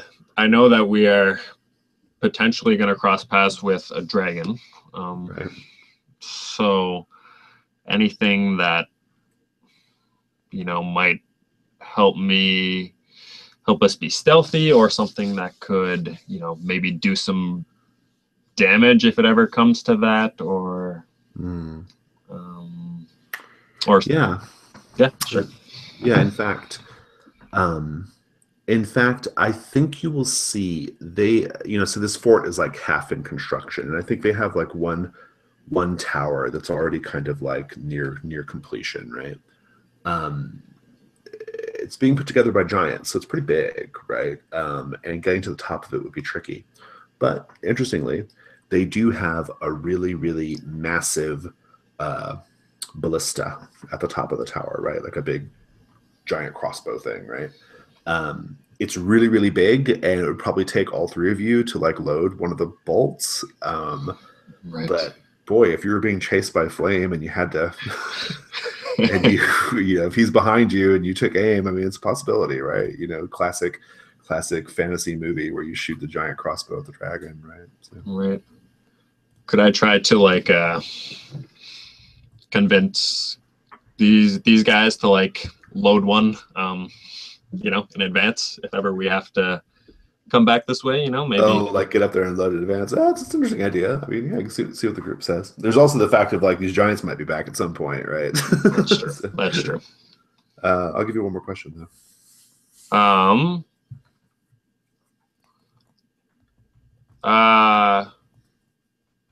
Yeah, I guess the giants. Is there like any indication that they're coming back soon, or like do I have any idea on the time frame or their whereabouts maybe? If you get to high ground, you'll hear that like a little further to the west and a little bit ways from this like path that you guys are on, you're going to hear the distant like clanging of like picks on stone, right? It sounds like they're probably mining materials for their building, so they might be gone for a bit. But in any case, they're definitely nowhere nearby. So. Gotcha. Yeah, I would relay all of those findings back to these folk. Yeah. So yeah. I'm wondering. So they sort of have a bit of a camp set up in front of the fortress, like a Right. bonfire. Yeah, And... they have like a bonfire. Yeah. Well, for them, it's a it's a campfire. But yeah. Okay. Yeah. Right. Right. Um, I think I'd be interested in poking around the camp. Maybe using a combination of like decipher and lore to try and recall any information I might have about these giants. Um, what I'm particularly interested in is that mountains. They're trying to like build a fortress or civilization, but there's a dragon and a dream fiend, a nightmare spirit in these mountains, and like what's their purpose here? Are there any missives? Are there any like recordings? Any spiritual indications of like their purpose or anything? Yeah, I like it. Yeah, roll int. Cool. This is just mostly a sort of like, what do I know about giants, right? Yeah. Kind of thing. Yeah. And specifically, if there's any like stuff in their camp. So right, yeah. I rolled a 5. However, I do have decipher and lore. Okay. Do you think one of those? We'll make it a hard middle. All right.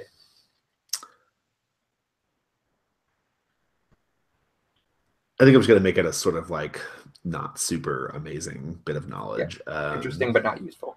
Yeah, basically, maybe not even interesting. Just something. They're fire giants. That's what you learn. They're fire giants. You'll know they're fire giants because you actually see. I think what probably draws your attention is they have a couple sets of like their fire giant battle armor, kind of like set up against a bit of wall, and it's like black. They forge it from this like perfectly black metal, and it's like etched with these like vermilion runes, right, like all over the armor. And I think that's what you're deciphering. You pick up that it's like fire giant tongue. Cool. I think I just turned to the other things like, and they're like the runes say things like, I am explosive like the volcano. I am as powerful as the rocks of the earth, like that kind of thing. Yeah. So I turn to the others and I say, well, they're not only massive, but they're also arrogant warriors. I don't think we should stay here very long. Artist, what did you see? And yeah, I guess you relate all that. Sure, stuff, all right? the various bits of information. Yeah. Moon Poison, during this little stopover at the half-built fire giant fort, what are you doing? Yeah. Sorry. Gosh. Yeah. I don't know. I kind of want to do something. I don't know. I'd like to. I don't know. I feel like I want guidance from one of my spirits, and like, because I'm feeling very torn at this point. Like, there's a lot going on, and like, I'm starting to feel like I'm heading down a path that I don't want to go down, Yeah. and it's freaking me out. And so like, I had this conversation with this dragon, and I'm like, how far am I willing to go, and like, is it worth it in the end? Do the ends justify the means? So I think you got an hour if you want to do a ritual. I mean, yeah, I think I want to do that. I want to do like a small ritual to the is it Yokionius? Yeah. So Yozio Kono? Yeah, Yozio Kono. There, that's Kono. right. Yeah. Yozio Kono. I want to like make a like go into like a distant corner where I can see the folks, but my compatriots, but just like like be somewhere kind of quiet and away, so that I can have this ritual. I love it.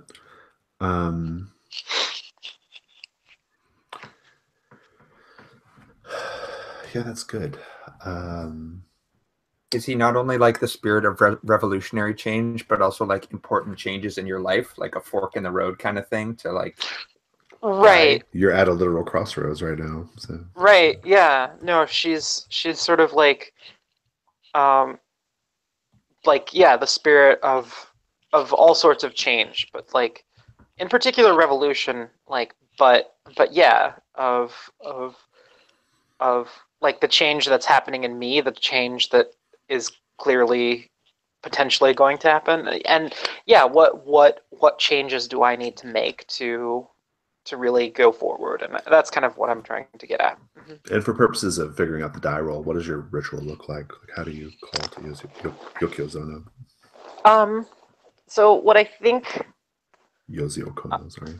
Yozio Kono, I think what it looks like is I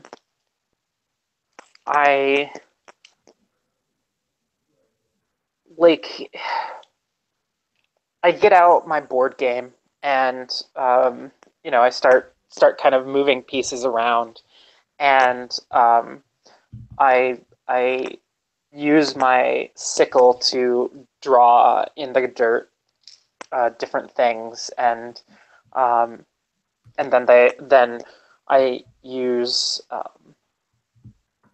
my hammer to kind of like pound them and smooth them out, and then draw over them again, constantly sort of morphing these drawings and changing them, and all the while kind of dancing, and I've got my hurdy-gurdy playing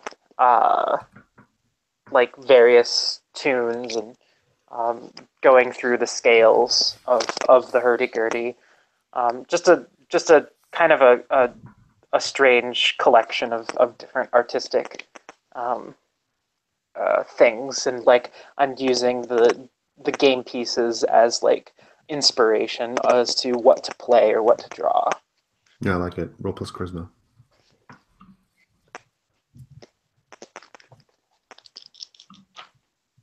Oh shoot. I got an 8.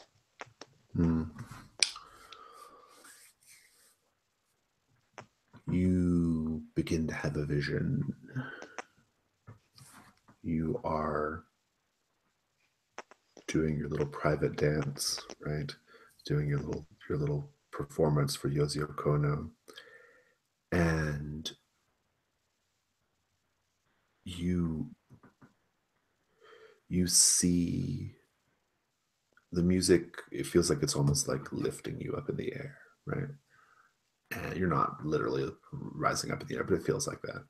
You feel like you're actually having like a projection, right? Like your consciousness is sort of like leave your body, right? And you project out deeper into the mountains, further along your path, and you end up in a very, very dark space, dark cavernous space. And you soar over it, and you see a massive pile of gold and artwork and treasure, works of art, armor, swords, coin, gems, all that. And you see flame laying atop it. But you go a little further past flame. You find a tunnel that branches off to the left. And you soar through that dark tunnel. And at the end of that dark tunnel, there is a massive ball of fire that does not illuminate the tunnel. It just illuminates itself. All you see is just this ball of fire. We know that that is Yorobi. And your consciousness flies. You fly right through the ball of fire, right into the fire. And on the other side, in the deepest, darkest part of this black tunnel, just past the fire, you see the Hex King sitting on his throne. He sees you, and A smile, such as it is, pulls his desiccated flesh over his dried gums and brittle teeth into something resembling a smile. His twisted driftwood crown, and he just cackles and laughs at what a fool you are. And then you snap out of it. Oh, geez. Can I ask one question, Jason, about her experience? Sure. I don't know if she did experience this at all, but when she passed through Yorubi, passed through the flame, was it painful or was it like a good feeling? Like sensation? I'll leave it up to Moon Poison. How did it feel? Oh gosh. I'm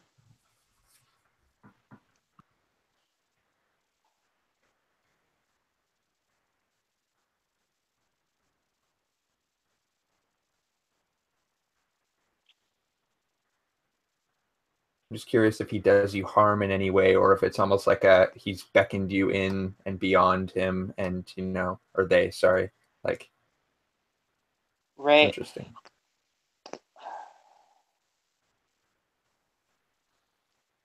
I feel like it felt good, but because of what was on the other side, it was just like it felt good, but right. at the end, it was like it was like eating an entire pizza or like a whole thing of ice cream, whatever, like it's just like an afterburn situation. Yeah, it feels like a good idea at the time, right? But like in the end, regretful. Nice. Yeah. Cool. Awesome. Artists, knowing that the giants are nowhere nearby, that they're in the middle of a busy work day, and it's getting pretty late in the day right now, as actually it turns out. But knowing that they're nowhere nearby, you guys can safely get to the top of the tower and load the ballista if you wish. Right, there will be a massive bolt, and I mean really, really big. It'll probably take some kind of it'll probably take a little bit of like, you might have to get pustule involved, right, to actually like give it a hoist. But you've got plenty of time to do that if you want to do it. Like just knowing that the giants aren't nearby is enough sort of like fictional positioning to get this done if you wish. So. Right.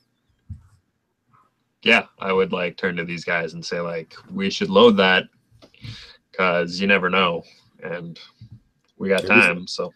And the bolt is really big. I mean, once it's loaded, the bolt is huge. It would do a lot of damage to Flame if it hit him. I mean,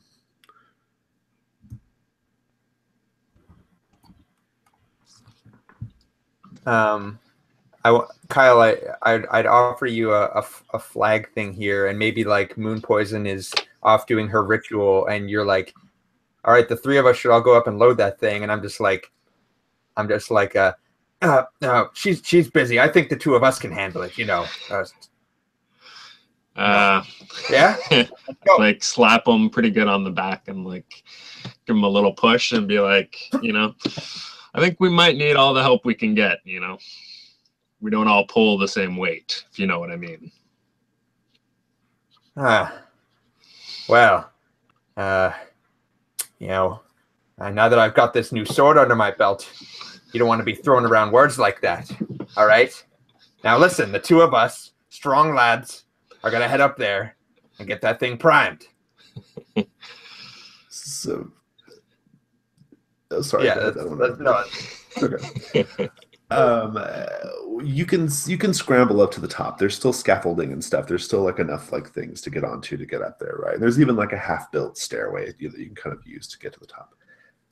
It's a little tricky because it's all built for giants, right? But given a little bit of time, you can make it up there. And what luck! There is a stack of the bolts there as well. With this now I should just so you have a good sense of the scale here of what we're talking about, right? The device itself is operated like mechanically, right? You crank it, and then it has a lever that you would pull to fire off the bolt, right? The thing itself is the size of it's the size of like a plane, okay, like a small jet, okay. It's really big, right? And you couldn't quite sort it out. But now that you're up close, the scale of it is like very apparent, right? From down below, it seemed not so big. The bolts are like the length of a school bus. Okay, they're huge.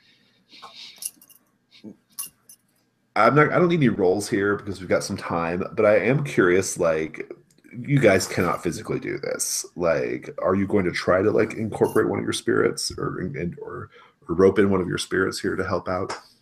Is this like a fictional thing, or this is just pure fiction? Yeah. Okay, then yeah. What I kind of was going for with the whole, Zalzane suggesting that the strong lads go up, and then he goes up, and he's just like really self-conscious and like, all right, fine, I'll get the spirit, and then he goes and. I don't know if it's a full ritual. Maybe he's got a little leftover quicksilver at the bottom of his last bottle, so Pustule just pops up for a second and loads one in because it's not really like a big task for him or whatever. Yeah. But you've got time to call Pustule, right? Like you've got the time to do it. Yeah, I just like that scene, like as just like a quick like shit. Yeah, Pustule. And what does he look like when he does this? Like when he appears? Oh, I think so how like before I described him as like a fleshy orb with like little like limbs kind of like pointing out from it, and kind of pus and all that sort of stuff. I think he appears but instead of in the shape of just like a fleshy ball, he's in it's like a muscular arm. Like this really like big, like puffy, like jacked up arm. It still looks really gross, but it's really strong, and it's like big grasping fingers, and he just grabs in one hand, kind of lifts it up, and I'm just like hanging on to it as it just like pulls it over and plops it down, and then maybe Artis, like, because he actually knows how the thing works and isn't a giant weird spirit hand, could actually get it working. Nice. Well, you'll also need Pustule to crank the thing to draw it back. Right. Good.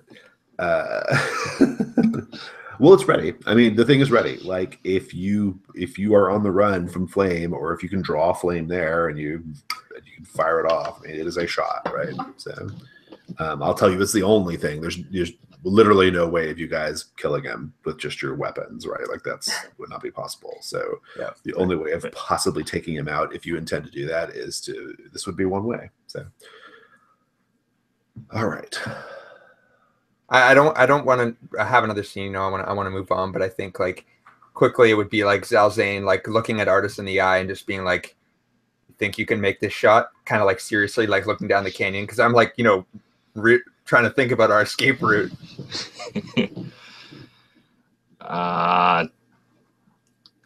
Artis doesn't feel confident, but he like looks him straight in the eye and says, "Oh yeah, I got this shot." Nice.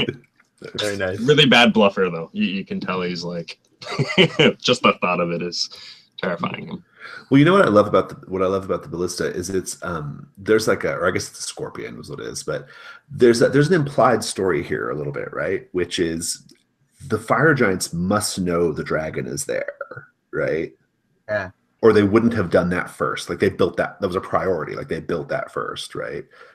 So I just kind of like that little implied story there of like they clearly know the dragon's there, and they anticipate having to deal with it at some point. So. Yeah, like all they brought was building supplies, like living necessities, and a giant ballista. Exactly right. Yeah, I love that aspect of it. Like they brought this big fucking thing like that. Yeah, all this other stuff, and then this thing, right? Yeah. So, but it's a really strategic place, like the where it's at in the mountains, like at this crossroads. It's a really good spot for them. So yeah. All right.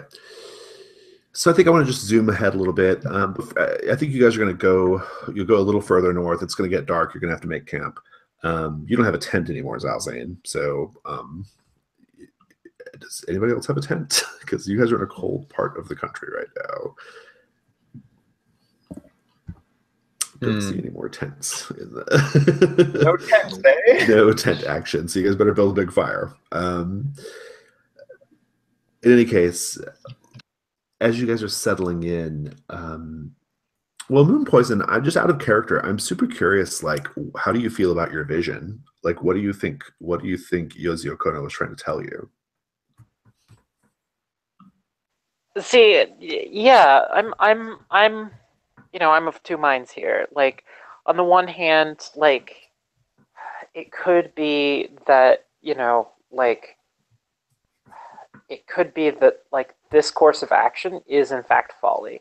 Like, that is why, the Hex King was there and just smirking at me. Like, this is not a way to actually get what I need. And that, like, and perhaps even that, like, by going down this path, like, am I even better than the Hex King? Like, am I really doing this for the benefit of anybody, or have I just become obsessed? And So you're interpreting and it like a symbolic thing almost. yeah, So not like, a literal interpretation of like the Hex King is in the mountain. right. And I didn't even think of that, to be completely honest. As a literal, I never even thought of it as literal. I'm not saying it is, but I'm just curious if that's where that your mind did. I'm just curious. I think it's interesting that you interpreted it the way you did. So Yeah, no, I definitely interpreted it as more metaphorical.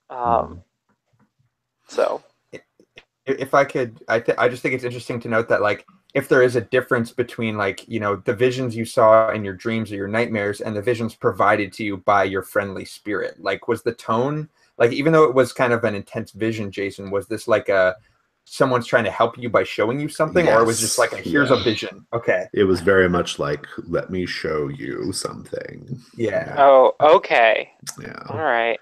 So that's kind of why I had that, like, why I said that it felt good to go through that whatever the ball of fire that is our ball of fire. Where we're saying that every time we've seen Yorobi, she's been in the form of this ball of fire, right? Right. So yeah, that's interesting. But I mean, That to is be fair, interesting. Yozio Kono could have been also showing you this more metaphorical story too, of like, hey, you don't want to become a raging tyrant, like Right. Hex King. So it could be both. And also, like, you're allying with a dragon to kind of confront him, but to that's in your interest, right? That's kind of with this dragon. Yeah. So I don't know. I'd like to have like a dream chat with Curse Doctor, but that can be next session. I know we're getting short on time, so Yeah. But you guys do settle in. You guys have had, you've had like a good solid day of journey up here in the mountains, right? And you've seen a lot in your day. Well, really kind of 2 days, because like there was like the one day with Jurek and then the next day, right? But you've had a good little bit of journey. You guys have been together. You're without Jurek, which I think is a really interesting thing here. I'm curious. I'd like to know from each of you, as you settle into camp and as you're kind of sitting around, you're sitting really, really close to your fire because you guys have no other way of finding shelter, or you don't have any tents or anything. I'd like to know, what is it about it that like how do you note Jurek's absence? Like, what do you see or feel, or what is it about the situation that like is a reminder that Jurek's not there? Right? You guys can think about it for a minute. I have to go take a quick bio break. So Cool.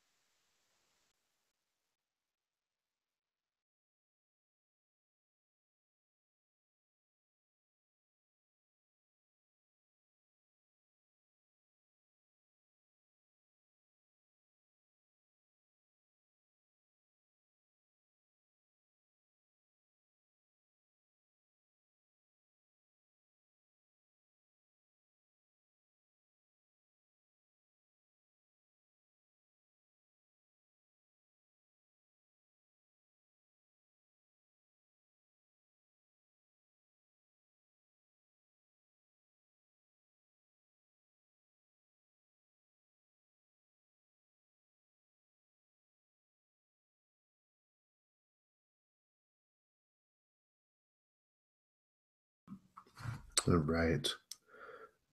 Jennifer, are you there? Yerp. All right. How do you guys note Jurik's absence? So I think for Moon Poison is like she's kind of and she's got like a pot of soup going, you know, she's just like, and you know, she gets out the bowls and like she gets out 4 bowls and she starts passing them around and she fills the 4th bowl and then she just kind of, you know, looks and kind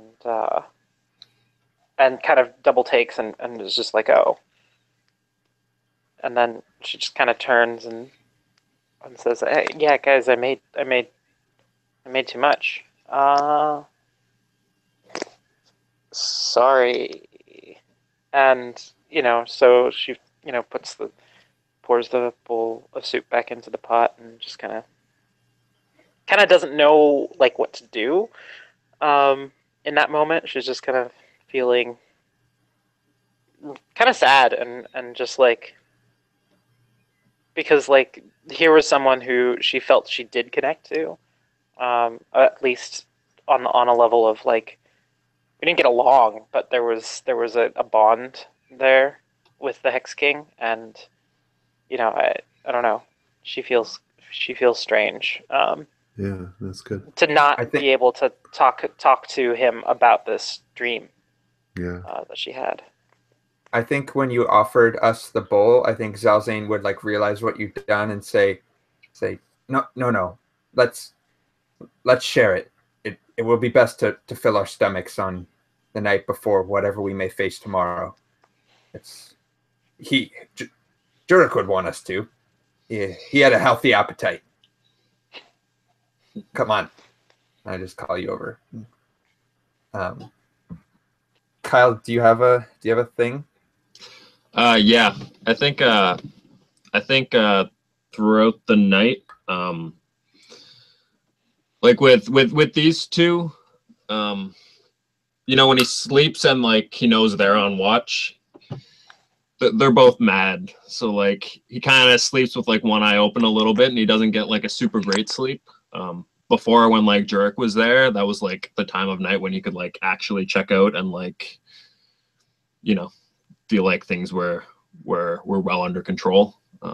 So I think this night he sleeps because it's inevitable, but you know, it's a bit more uneasy and a bit less safe feeling.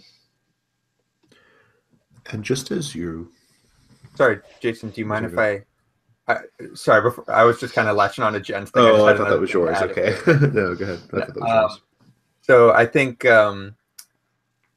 we, as we kind of settle in for the evening and we're each getting into our different evening routines, you know, like preparing where we're sleeping, you know, eating our foods and stuff like that, looking through our gear. I'm going through all my stuff. I think like with 4 people in the camp, all of our, you know, all of the things that we did, these little habits that we had, formed this kind of like symphony or like musical piece in Zalzane's mind. That's how we kind of thought of it. Like, you know, it would be like the clanging of the moon as Moon Poison, you know, stirs the soup, and the singing of Jurik's axe as he sharpens the blade, and you know, the low humming he would do under his voice while he tended to the fire. And I think all of those things in Zalzane made this kind of musical piece, and without Jurik's part there, it's missing something. So it's almost like someone took your favorite song and like just ripped an instrument out of it, and you just really like, you notice that it's gone all the time. And then especially when artist goes away to kind of hunt and maybe take the first watch and it's just me and Moon Poison. Oh, we're close. Jurik was, you know, this protective, safe figure, and it just feels kind of very empty now. So. And Zalzane, as you are, I think like when you're on your watch, when Moon Poison and Artis are asleep, and you're sitting there by the crackling fire, and your thoughts are lingering on Jurik, right? In Jurik's absence. it's right when you're having that like sort of like tug in your chest of like missing him that you see someone uh, someone approaching your camp, stepping into the light of the fire. Not hostile, not like attacking you. It's a man. It's an older man, and at first, I think you even think it's Jurek at first, right? But it's not. It's another older man, and he has a little boy and a little girl, and a woman with him, and your friends are still asleep. And he says, "Friend, do you mind if I sit down next to you by your fire?" Friend, I hope we can say as much. Not too many travelers out here, and y'all look nice enough, but you can't be too safe. What's your business here? And they kind of like sit down, like tentatively. The kids do. The kids sit down, right? They don't really, whatever. They just sit down. Yeah. And he says, we saw you come up the way. We wanted to get a good look at him. And then he's talking about Artis.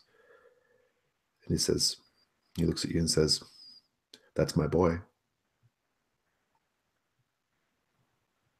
I think we'll just cut there. Cool. Nice. Awesome. All right. End of session XP. Last little bit of XP. Everybody will get another 275. Very nice. I'll add yours, Jennifer. Thanks. Plus 275 equals, okay, you're currently at 12,224, and then did you guys hit flags? If you hit a flag, just call it out.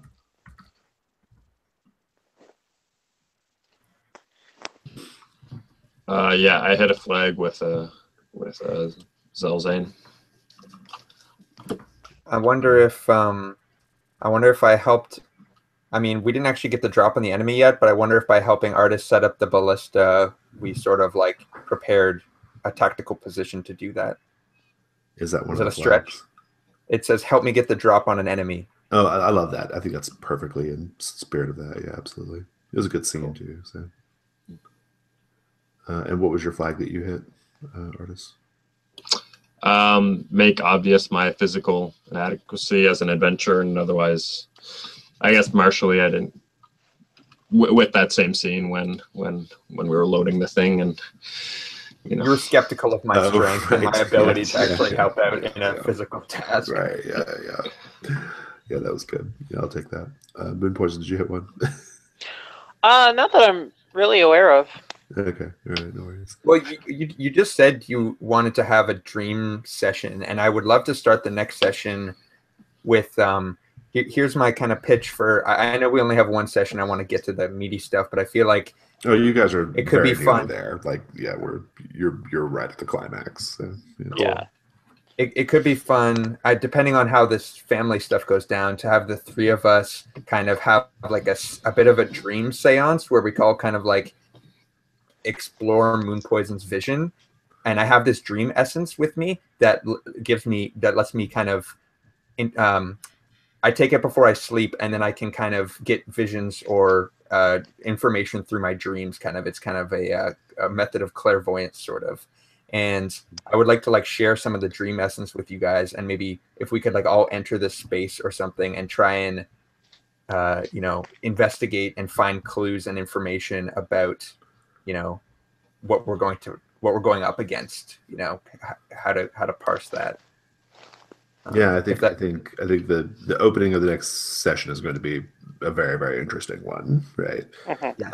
Because first of all, where did these people come from? Yes. You aren't asleep, Zalzane. They are. Moon Poison and Artis are. So it was a really big question of like, where do they come from? Who are they? What are they? What's going on? Yep. So, They saw us coming up the path. Well, right. Yeah. They watched you come up the path. what were you doing in the past, people? Yeah. Mysteries. We'll do a good debrief next session. I'm feeling a little tuckered out tonight, so we'll go ahead and just call it. But that was great fun. I haven't done a like wilderness journey session in a long time, right? Like where the point is just to journey. I haven't done that in ages, so. Me neither. That was I really enjoy it. Yeah, it was fun. It's fun to do every now and then. Very classic D&D, right? So, and also we did a huge portion of the module too. Like this session, we did 10 times more of the module this session than we did the whole previous 3 sessions. So, like, right? Every encounter, everything you guys did was all straight from the module. So, so that was really fun. Look, we're play testing. We're getting data. We're doing it. We're doing the thing. We're doing it. Wow. So like Kelvin was supposed to swoop down and everything, and monsters. I guess that could have happened there. Basically, in that lake scene, there was no monster listed except that you were supposed to roll a die to see if you had an encounter at all. And I could have used the encounter tables, but because you guys got a 1 on the die of fate, I decided just to have the dragon. I think just a quick Rose. I think you did an awesome job with that consequence, because I think a lot of modules just feel a little too like, here's the next room. But I think by bringing in the raising the stakes by bringing in the big bad like that, kind of just really. It really, ramps up the tension. I was like, is it really the dragon? I was like, oh shit, it's the dragon. It's totally the dragon. Yeah. No, that was great. That was a great thing. So. Well, and I love the idea of he might have been just flying over, but no, he's not flying over. Yeah. And that feeling, I got a little of that feeling of dread, when the dragon notices you and circles back around, it's like, oh shit. Yeah. When the cops turn their lights on behind you, it's like, oh.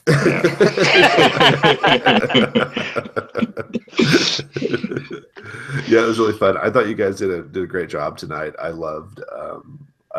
felt like we got I feel like we learned a lot about these characters, I felt like we got to see them in action. I felt like we got to see Artis a lot more in his element, which I thought was great.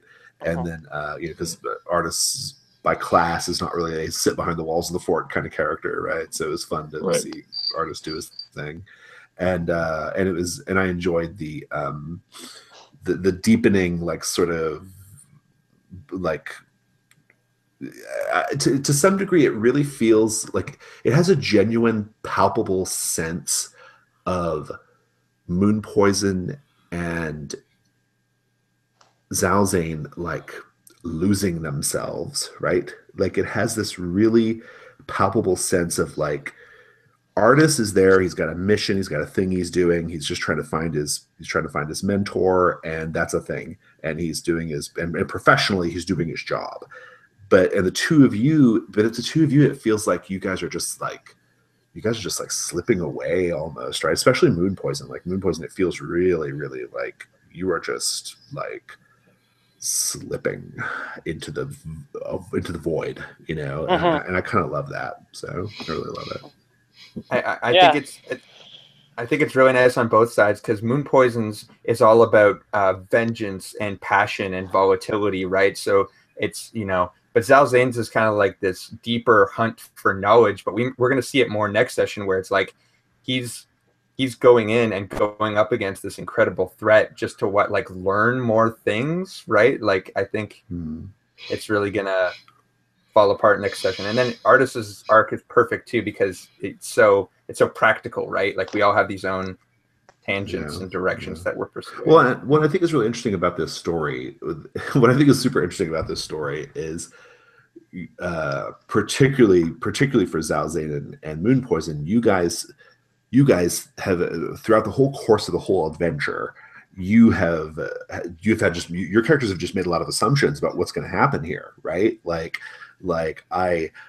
There's a dream demon, and she's got a secret library archive of dreams, and or a dream spirit, but it turns out to be nothing like that, right? It's totally something completely different. You had the basic contours of what was out there, correct, but there was a lot of missing detail.